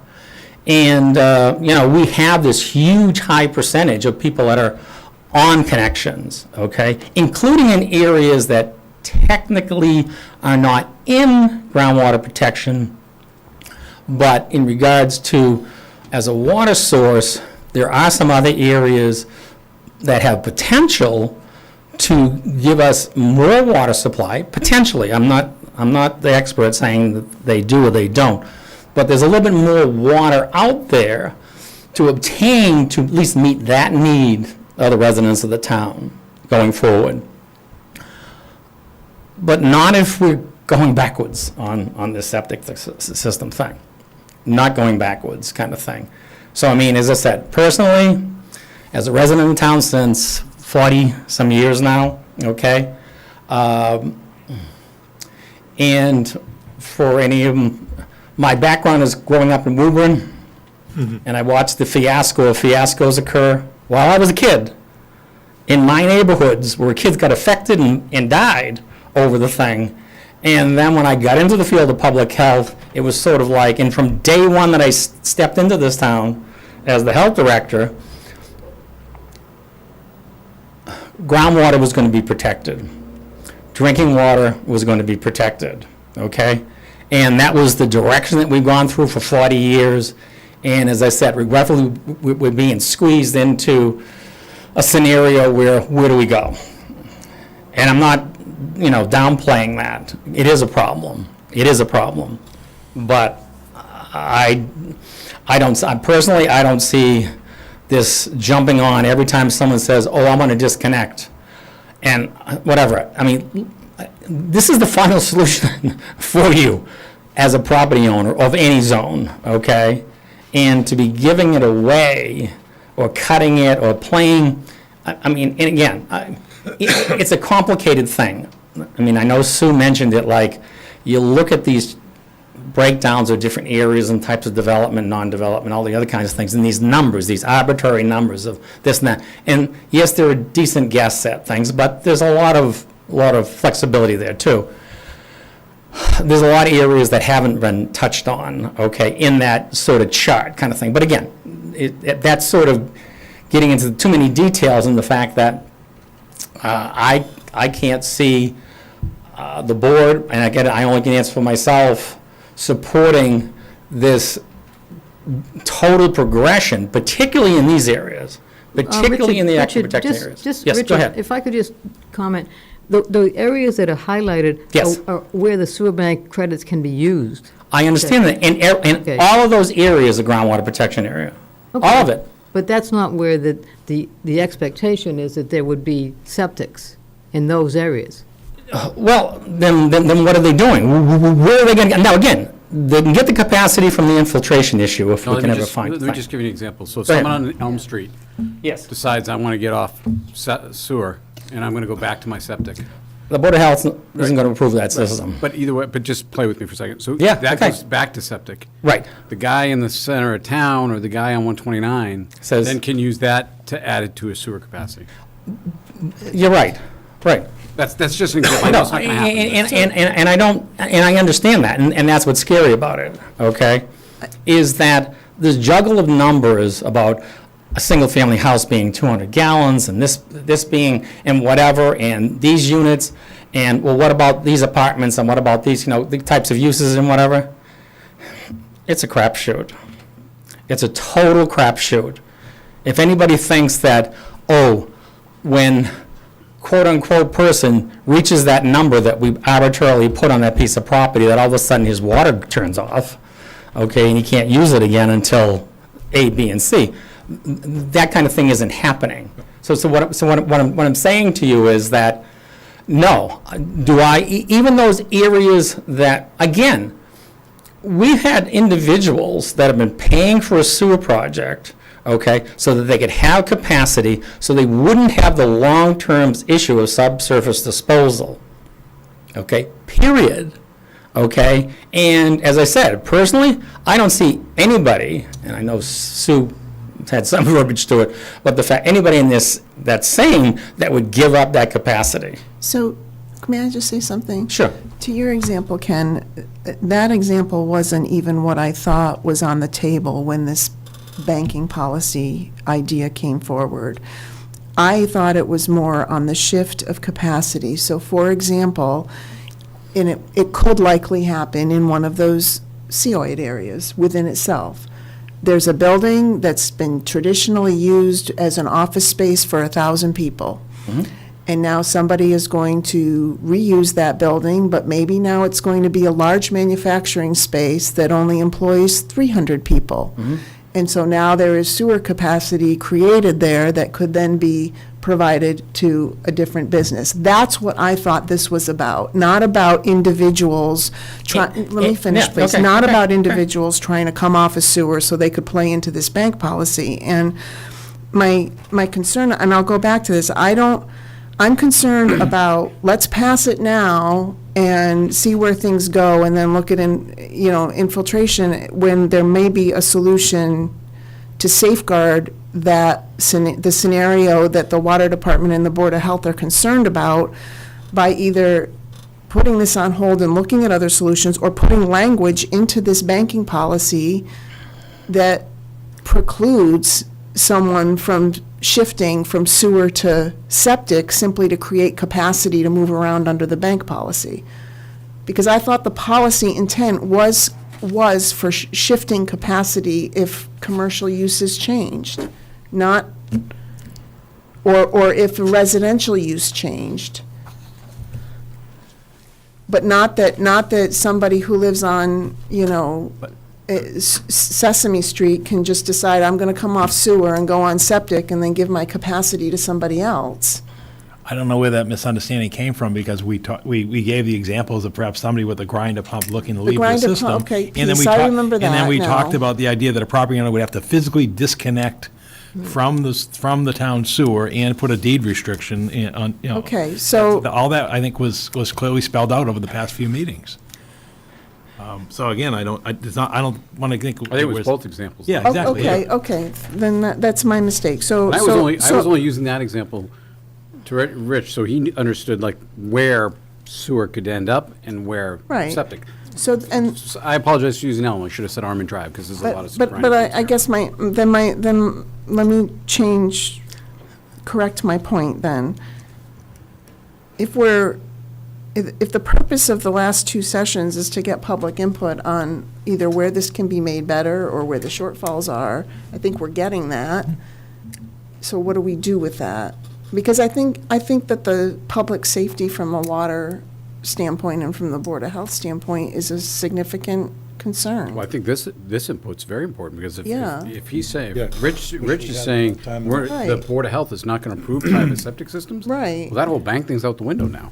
And again, make it clear, the issue is that we have Zone 2 areas, and they overlap different other zoning issues Yeah. and whatever, okay, whatever they may be. And those issues have always been, okay, top on our list from day one as we were working towards 100% sewer, okay, to try to control them, okay? I mean, the Board of Health was, I don't know if you want to call it this, progressive, in the fact that during the 80s and 90s, we had all these, because we had this commercial development that wanted to finish being developed in our Zone 2s, okay?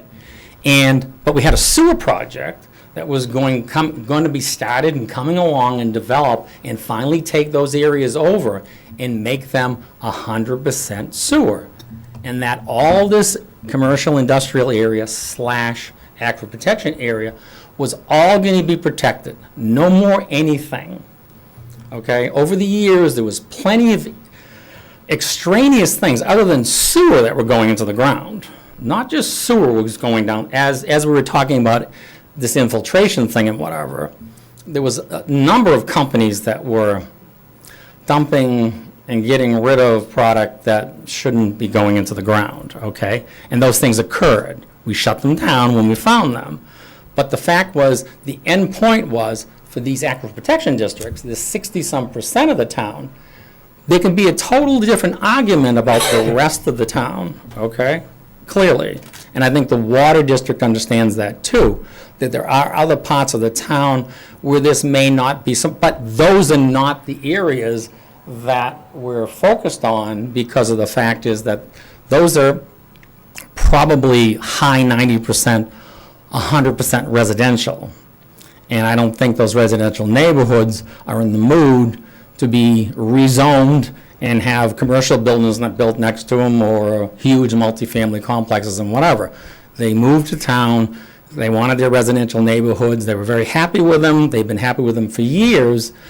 So I don't see that transition occurring, okay, where the residents of town, the same residents who for 40 years have been paying for the sewer project, increased taxes, and other kinds of things, for that final solution to come through. And the best example is the old stage in Farms 1, Farms 2, for people that have been around that long that know those sections of town. Those individuals, because of mistakes made before then, and again, this isn't a blame game, mistakes happened everywhere before then. These were 20-year-old homes. And anybody that has been on a septic system hopes that, well, at least my system will last 25, 30 years, okay, if I do A, B, and C. These neighborhoods, and they wonder why we had to jump into sewer so hard, these neighborhoods were on their third system in 20-some years. Their third system, while the rest of the town that might have been in the good areas were still on their first, kind of thing. So there was a big push and hurry, and again, the people backed it, they understood the problem, there was plenty of problems that were houses and developments that were in real problems, and we needed to straighten that out. And we did. You got to give the town credit. They did all the things that they needed to do to get us to what I call that final solution. And now we're boxed in a corner, and we're starting to, over 40 years, and now we're backtracking a little bit to things. And there are some areas in town where that could be done, but regretfully, they're not going to assist this economic enhancement, community development, you know, whatever the terminology is that they give these particular zones. So I don't like to be the, you know, the bearer of bad news kind of thing, but I think the only conversation the board had was, I think there's a little bit misconception that no matter where in town, we're just going to start stamping septic systems if someone wants to do it. And, I mean, a party can buy out their neighbors and take over their capacities and consolidate it and make A, B, and C. But other than that, and of course, as I said, I totally agree with what's been said. The infiltration problem is huge, And clearly, it's a difficult thing to handle. I do know that if the town and others, by the way, it's not just a one-way road, the town does everything, that in-ground drains, okay? The state basically said no more floor drains that just go to a septic thing. Floor drains in a building, commercial and industrial web buildings, and it just goes out into the ground somewhere. No system that was approved. It's just, you know, dig a hole, throw some stone in there, and bang, everything goes in there. Well, if someone spills something in town, they say, well, I don't want to tell the boss I just spilled something, they just wash it down the drain, and this stuff gets into the ground. Okay, so the state says no more in-ground drains. Has to go to a holding tank or sewer line, and therefore it can be checked and monitored and this, that, and whatever. The town, the Board of Health, plumbing, and some other inspectors over the years, and I'm going back, got together, and every time we went out, we were looking for these floor drains in these buildings. And clearly, the commercial, in this particular case, was more potentially problematic than residential, okay? And I understand that this inflow thing and whatever, it may be a lot to be residentially based. I don't know, and regretfully, I don't think we know where it's really coming from. I think depending on the pump stations that are involved and what's being projected, there could be something going on in other areas too, but it could be all residential too. I mean, I don't know.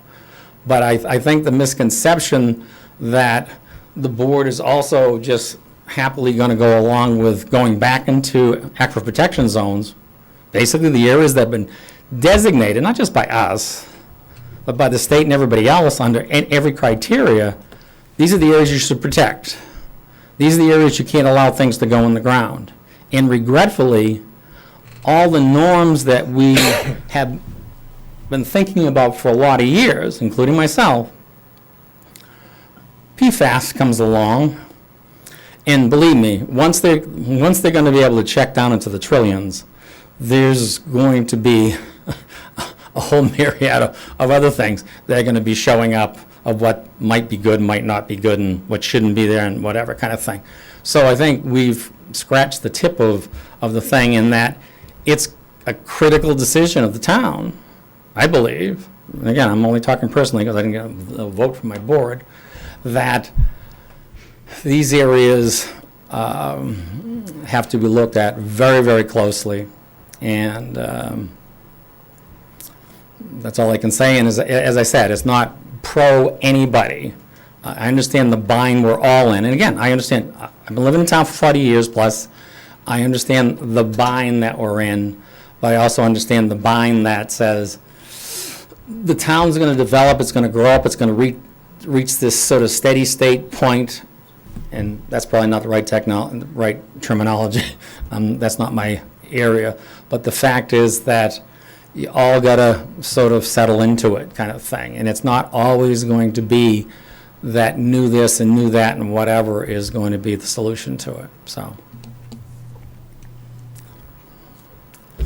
any questions? I didn't want to come up like that, but as the other things were going along, I think we're on a track. The only thing I can say is I'm sure that nobody thought that you were just going to rubber stamp septic systems going in. So I've been known for a lot of things. I'm quite sure that no one thought that. I've been known for a lot of things, and rubber stamping hasn't been one of them. Yeah, I don't think anybody thought you might do that either. No, and that part wasn't, but what I'm saying is I'm pretty comfortable we had a safeguard there, I think. But I think that the circumstances are, one of the things I've always followed is the fact is consistent. And to sit there and say, oh, but you can do this because we rezoned that for an enhancement thing over here, but over here you can't do it because we haven't zoned it with some criteria to it kind of thing. So, but aquifer protection's been my thing forever. It's never going to change, kind of thing. And being on the board, I will say that the changes in some of the environmental codes, including Title V, have improved, but they have not improved to the extent, particularly with the new scenarios that we're facing with PFAS and others. They can't even scratch it. Go ahead. We have a couple other people that want to give some input, so I'm going to take that. Go ahead. Thank you. Appreciate it. Thank you. Hi, David Sperry, 12 Longview Drive. Just from a resident representing myself on the issue here, I'm extremely worried about people putting in private septics. My first experience in front of this board was that during major rainstorms, we were having sewage coming from neighbors around us going through our street. Okay, and that's just people weren't maintaining their septics properly, weren't designed properly. We had to have our septic replaced. Richie Day personally approved it. It failed 3 years later. It is just a mess, okay? who's going to police the private? Okay, what happens if one of them fails? Okay, who's going to go out there and condemn the house? Okay, you're opening up a huge can of worms. It's going to be a real deficit to the people in town. Well, that's all I had. Thank you.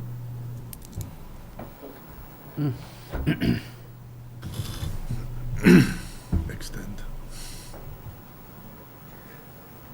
Badru Plip and Jared Lane come here as resident, no committee, nothing representing here, but I came unprepared for this topic completely, but after the discussion, it was interesting because the other hat I wear in sustainability.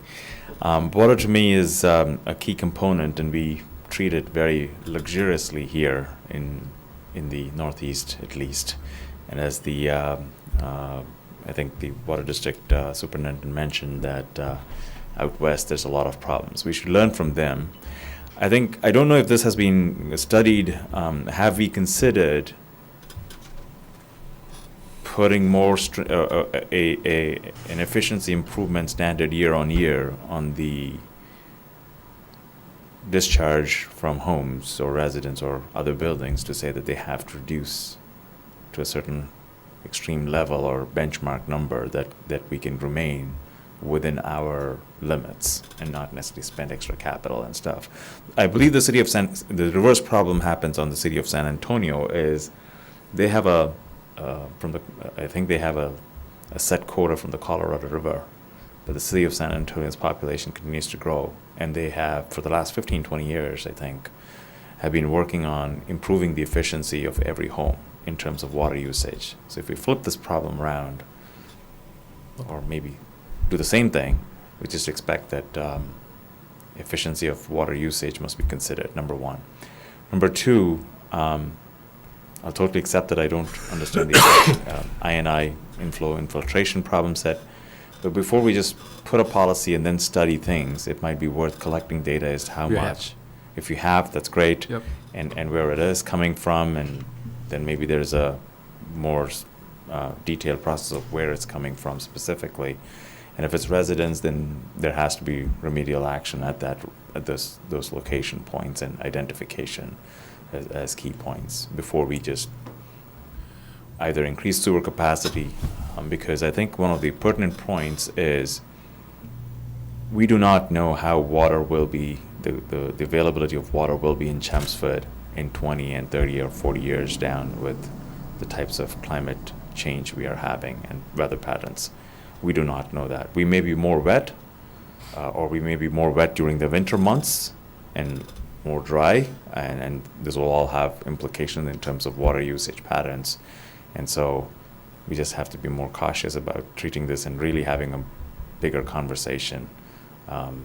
Maybe more, I don't know if it's a sewer water committee to study this kind of an issue, or something might be required, but just pointing out that might be a good idea rather than just create a policy and then say, oh, we can make a correction in 10 years or 5 years, because once the policy happens, somebody puts something in, it's very difficult to remove that and restart. So, thanks. Thank you.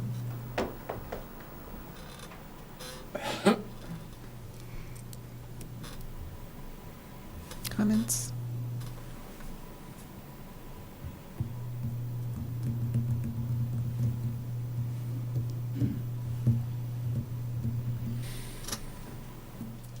Anyone want to start? Again, I'll just repeat what I said. After having gone through this again, right, and read through it this weekend and looking at it, and then the last couple of weeks talking to different, what we originally thought were people or entities that would be willing to use something like this. It's, I get the policy, but I just don't see it being taken advantage of. I don't think this is a solution. So. I know we had the good intent when we started, but where we end up is I don't think I don't think we have a valid solution here to even a short mid, because the goal was, again, originally was to come up with a short, medium, and long-term solution to the sewage problem in town. I'm not sure, we've spent a lot of time on this. I don't think it's really going to solve any of those areas. I don't either. I think we were trying to just create a little bit of wiggle room for development and so forth, within some of our commercial areas. But I don't think anybody thought that there was going to be significant utilization of this. That was just to provide a little bit. But at the same time, the input that we've been getting the last few meetings has been valuable. I wish it came sooner, but it came when it came. So I don't think that this is hitting the mark at all. But I am curious as to what happens when we do have a commercial property, in Virginia's example, or as a separate example, the other property we have out on 129 that wants to expand, doesn't have the room to, so they're going to put in their own private septic system. Could the town give them an incentive to remove the rest of the building from the sewer system so we can pick up that sewage capacity as an excess for the town? I'm just wondering if that goal is possible, but. Well, that was one of the original Yeah, I know. scenarios that we discussed. That's what we were trying to grab. It kind of got bigger. Excuse me, we have someone named Peter Spahn who entered the Zoom room. Are you here for public input?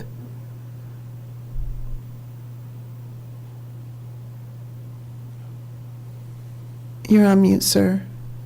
No? Okay. He just shut his video off. Go ahead. No, that was it. I think when we first sat down to talk about this, we were trying to pick up or give an incentive for commercial property, in this exact case on 129 that needed to expand. Was there a way to incentivize him to give up the rest of his sewer if he was going to be already putting in a self-contained septic system? Right. Where we could pick up his capacity for other development projects in town. Yep. Pat? I never favored the policy to begin with, as you know. I think there's other ways to. How do you feel now? Well, I don't want to say I told you so, but. Go ahead, say it, Pat. So you said there were other ways. What, Wait, hang on. I don't know George, what do you they have are. any other thoughts? I think it's dead in the water, really. Okay. Pun intended, but I mean, the way to go is spend some money if someone's gonna have, I mean, what you just said was really what they were arguing against. Taking part of it and giving it up to somebody else, you know what I mean? And I mean, the only solution, I think, is gonna be another treatment plant or something like that. And I know it's gonna be very expensive and it'll probably never get passed, but. can I ask Rich how? So Rich, a quick question. In the case where. Could you come to the mic so the public can hear you? Yeah, no. Sorry, I know I said Rich. So in the case where on 129 we have a commercial building. Right. That they need to increase capacity. Right. So they said for the addition they're going to put on, they want to put in a private treatment facility. Right. If we as a town wanted to put a policy in place to give them an incentive to put the whole building on that treatment facility and give up their capacity, would you be against that? But just remember, 40% of the buildings on 129 were connected to private sewage treatment plants as an interim thing to do until we got the sewer there, okay? It was never the permanent solution. So again, going back to it, here we go again, okay? We're stepping back. I mean, there isn't any question about the fact is that a treatment plant has pluses over a subsurface system. But as I said, regretfully, from the new information that's been coming from not just the water department, but from everybody in regards to this PFAS things and whatever, and other items that are, as I said, are coming down the pike. And a good example is that Chelmsford landfill. I mean, we closed it years and years ago, and everything was running along, and you finally go back to the state and say, hey, we've been testing for 30, 40 years now. Can't we stop testing? They go, oh, geez, we just found a new material that we don't like in the effluents anymore. You got to keep on testing, and you got to keep spending 30, 40, 50,000, whatever it currently is. I don't know what the numbers are. But bottom line is, this is the problem that we're facing, okay? And as I said, the step backwards, and again, I don't want to be the hard, but we took that route to get here to allow the development to occur in the first place so that we had that base.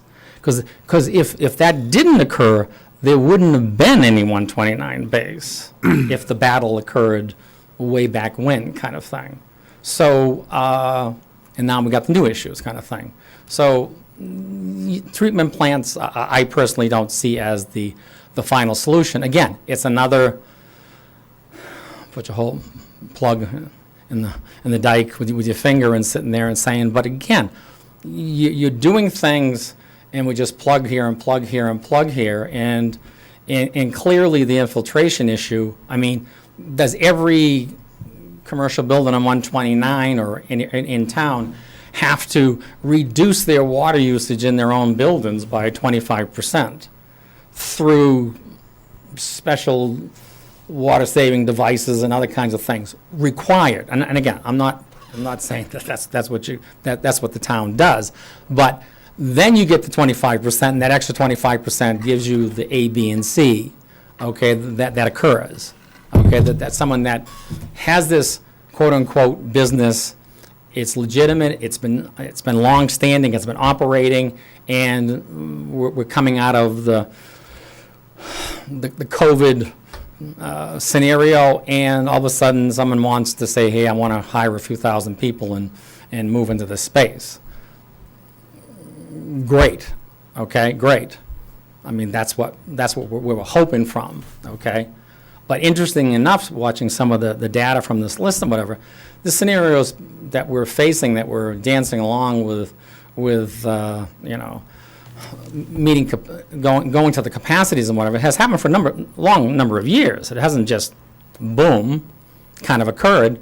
And good, bad, or indifferent, with all this, listening to your girl there that talked about all the new development coming back in, refilling all that space. Where would we have been if that never occurred, and we were all riding high, which isn't a bad thing to do, all riding high, and everybody's looking, using a lot of water and whatever? Where would we be already? I mean, we sort of, I don't want to say got saved, but by this big reduction of all these empty spaces and whatever, we're using less water, but the total number of water that we're going down the drain. So that up and down occurring in that, not just that space, but any of the other areas in town too, that's going to happen. Finding some more permanent solutions, okay, in regards to, and I think he made a good comment that Chelmsford has to learn the lesson, like a lot of parts of the country have learned, is the fact is that, who cares if I flush the toilet 18 times today? I didn't install a low volume, toilet that only uses 1.2 gallons. I'm still using the old clunker that uses, 3 gallons a day. No one can make me do that, so I'm just gonna flush. Water, hey, you just turn the tap on and the water just keeps on coming. Well, I don't know what's gonna always keep on coming. So, it's another finger in the dike kind of thing, and I don't see that as a solution for the town to go forward with. My opinion, not. I'm not saying the board says this and the board says that, because I'm not. This is me, and yeah, a lot of people know me well enough that when some issues are specific with me, and this is one of them. And so, any other questions before? You got No. somebody behind you. Oh, good. So it was no. Even you went to a treatment plant, you got to discharge it, right? So thank you, Andy Reid with the district. I'll be very brief. So the answer to your question, Ken, is yes. We can get wastewater treatment systems that can get to drinking water quality. So that exists. I think the big picture to walk away with here, and there's a lot of different solutions, and you've heard some of them. I think it's just a matter of regrouping and looking at this at a different angle. And we'd be happy to participate in that. So. Thank you. What'd you say, Mark? I said, let's do that. Let's do that. So we need to extend the moratorium? No. No? We don't have to do anything. No, we're just not There's going a to take any separate action on, policy we're that not going was to take any reviewed. action on the sewer I bank. thought there was an end date though on it. No. I thought That's the other policy. The that was- sewer policy is taking effect November Okay. 1st, yeah. Fine. So would the board like to schedule another working discussion on sewer solutions, sewer? Yeah, I'd love to do it again, We need to have the right people there. and have everybody show up. Exactly, I was gonna say, you need Well, professional people. To be fair, Ken, this came from a specific recommendation. True. From a meeting that occurred outside of the board. Mhm. And so then we went down the path Yes. to follow this. And I'm not criticizing that, but we never had a sewer working discussion, I don't think.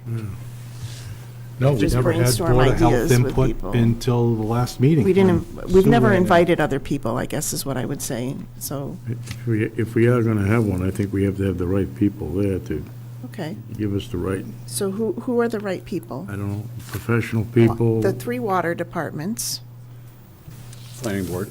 Planning Board, Board of Health, We need or a representative from each, right? somebody from, the engineering company, obviously. Well, Paul would bring your I think he's appropriate talking like staff West, I member. think he's talking like a Sampson. consulting Would- company, like a Sampson. Paul McKinley kind of a At person. this point, or for the first discussion, or do we get through an internal discussion Well, first? Well, we- In my opinion, we want to start down the right track, that's Okay. all. I mean, that's only my opinion, I don't. Yeah, You might get We- input from them saying, we've seen other towns and here's how they solve the problem. we also have the Weston and Sampson Yeah, report John- on November Yeah, 7th. John Potts is going to be here at the next meeting to provide the yeah. sewer capacity and the pump station report at the next meeting, so we can pick it up there. Yeah, maybe So we should- could make, I'm sorry, go ahead. No, I was going to say, maybe we could have some input from the people who are in the business, tell us who should be at the meeting, the type Right. of people. My thought was to give those people a heads up that he'll be presenting this if they want to watch that. Okay. And then schedule Hmm. something sometime after that. And to George's point, we can get John Potts's input while he's here. Okay. Does that make sense? Schedule something the end of November or in December?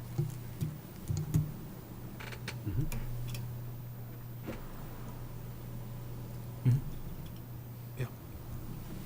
You okay? You look like there's something on your, no? Okay. Nope. Just thinking. Your screen went blank. Oh, the screen went Your blank. mouse. Sorry, thank you.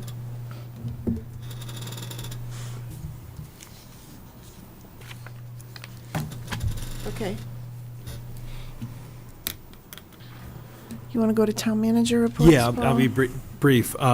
Following up on the pet cemetery, again, Mary Donovan's not here this evening. We kind of thought that she may be. Two things have transpired. One is I put in the packet the information from Littleton regarding their pet cemetery. And the Chelmsford Cemetery Commission met this afternoon, and I spoke to John Souza, who's the cemetery commissioner. At this point, they're at the point where they just want to make it clear they're not going to introduce a pet cemetery into any of the town's public cemeteries out of respect for those who have purchased or are interned at those cemeteries. And also, they just don't have the land available, and as John pointed out to me, and I think as we noted, the one here in Littleton was the land that was donated adjacent to the existing Littleton Cemetery, and therefore it's sort of technically not part of the human cemetery, and it's sort of overseen and managed by the cemetery commission. So at this point, I think I brought this as far as I can in terms of two things. One is we haven't heard back from Mary, and the second one is we haven't identified a parcel of land or a determination that this is something the town wants to get into in terms of putting more responsibilities on some department of the town. And obviously, the cemetery department's very limited in terms of their staffing and resources. So I at this point, Does anyone on the brought it board right. feel we need to move this further? No, I think Paul's Yeah. done a good job Okay, extensively researching it. thank you. All right, thank you. And then the next final item on my report is, one of our goals was town common sound system and North Road tree planting. We've had site visits on both of these things. In terms of the North Road tree planting, we're trying to coordinate a meeting with the tree committee in terms of what kind of plantings would be appropriate around the common. And we did a site visit out, Christine Clancy and I did a site visit out there with Jim Martin, a couple months back. And he made a great suggestion. It sounds so obvious, but they're going to come back to us with some recommended species of plants and trees and so forth that you would put if you were going to address some of the issues on North Road as well as the common. And one of the obvious suggestions he had would be, rather than cutting and planting a little seedling, his thought is, for example, if you've got some trees that need to be replaced on the common, your first thing to do is plant the new tree, let it grow a little bit, and then that way when you remove the dying tree or so forth, then it's not as stark. Not shocking. Yeah, it's not as shocking. So it's a great suggestion. So again, we're going to coordinate with them. And then on the sound system, I've given you a proposal just to give you a sense of scope and scale of what's involved. But we went out to Pro AV Systems, which again is a Chelmsford company, and there's two components. One is the sound system itself, and the second one is what you place it on in terms of a pole. And the sound system itself, which would have the wireless microphones and adequate speakers and so forth, you're really looking in the area of approximately $20,000 to do that with the base cabinet, on the ground, and then the speakers and such system placed permanently on a pole. And then the pole is procured separately, and as you can see towards the end of that, it's about another $4,000 or so to put in a pole that would look appropriate on the common, and support the weight of the sound system. So you're talking at this point, you're probably around $25,000 for this sound system, which leads me to two thoughts. Is one, we'll continue to pursue this, but maybe this almost becomes a capital request, given that it's $25,000. And again, just trying to give you the sense of feedback. And I think also we'd want to touch base with the Historical Commission and get some images of what this system would look like when it's installed, because the location of it would be if you're facing the common from the CCA, you've got that, patioed area, and then it's probably between that patioed area and the Veterans Monument is where you would place this in terms of the sound attenuation and where it would be used. So that's sort of where we're at this point, just to give you a sense of magnitude of scale and so forth. So I think in the next few meetings, we should have some clarity on this from the tree committee in terms of types of trees and locations, as well as from the, we'll continue to work on the sound system in terms of cost and analysis. But I just wanted to give some feedback to the board on this at this point in time. It's interim feedback that we're going. How critical do we think the sound system is? I think it is critical. I mean, there's more and more events that are happening there, and more people that want to have events there, and sometimes they kind of don't, because it is limited as far as, you take a little portable system and it doesn't project very far into the common, quite frankly. So I think it is. And are you looking at other options other than this one? Yeah, we are. We're trying to see what the possibilities are, but Other quotes, other. Yeah, but at least it gives opportunities? me a sense of Yeah. magnitude. No, I get that. I wasn't sure what we were looking at in terms of, but we are trying to talk to field experts who know what would work. And what we didn't want to do was sort of have it look like a stadium approach, where No, you I get know. speakers on all sides of the common, and then you have the issues of the sound delay too, which would create a whole other issue. So, but yeah, we'll continue to work this. Thank you, Madam Chair. Okay, so next up, we have the Select Board regular session minutes of September 29th.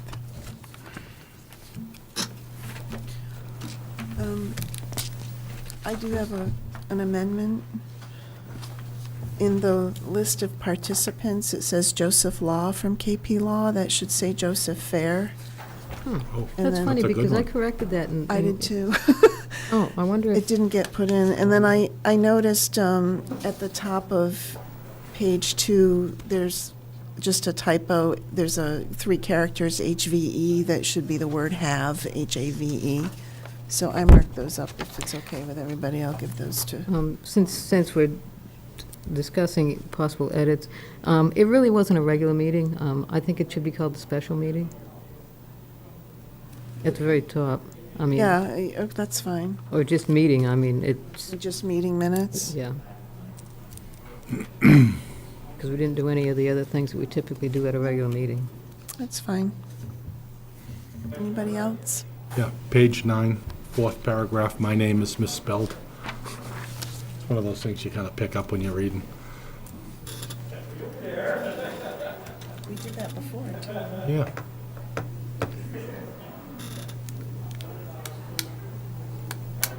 They pick up your pen name. Anything else? That's not the one I want.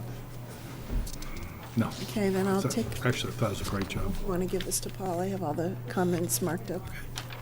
I'll take a motion to, I'll make a motion to accept the select board regular meeting minutes from September the select board minutes. They're not regular anymore. Just meeting minutes.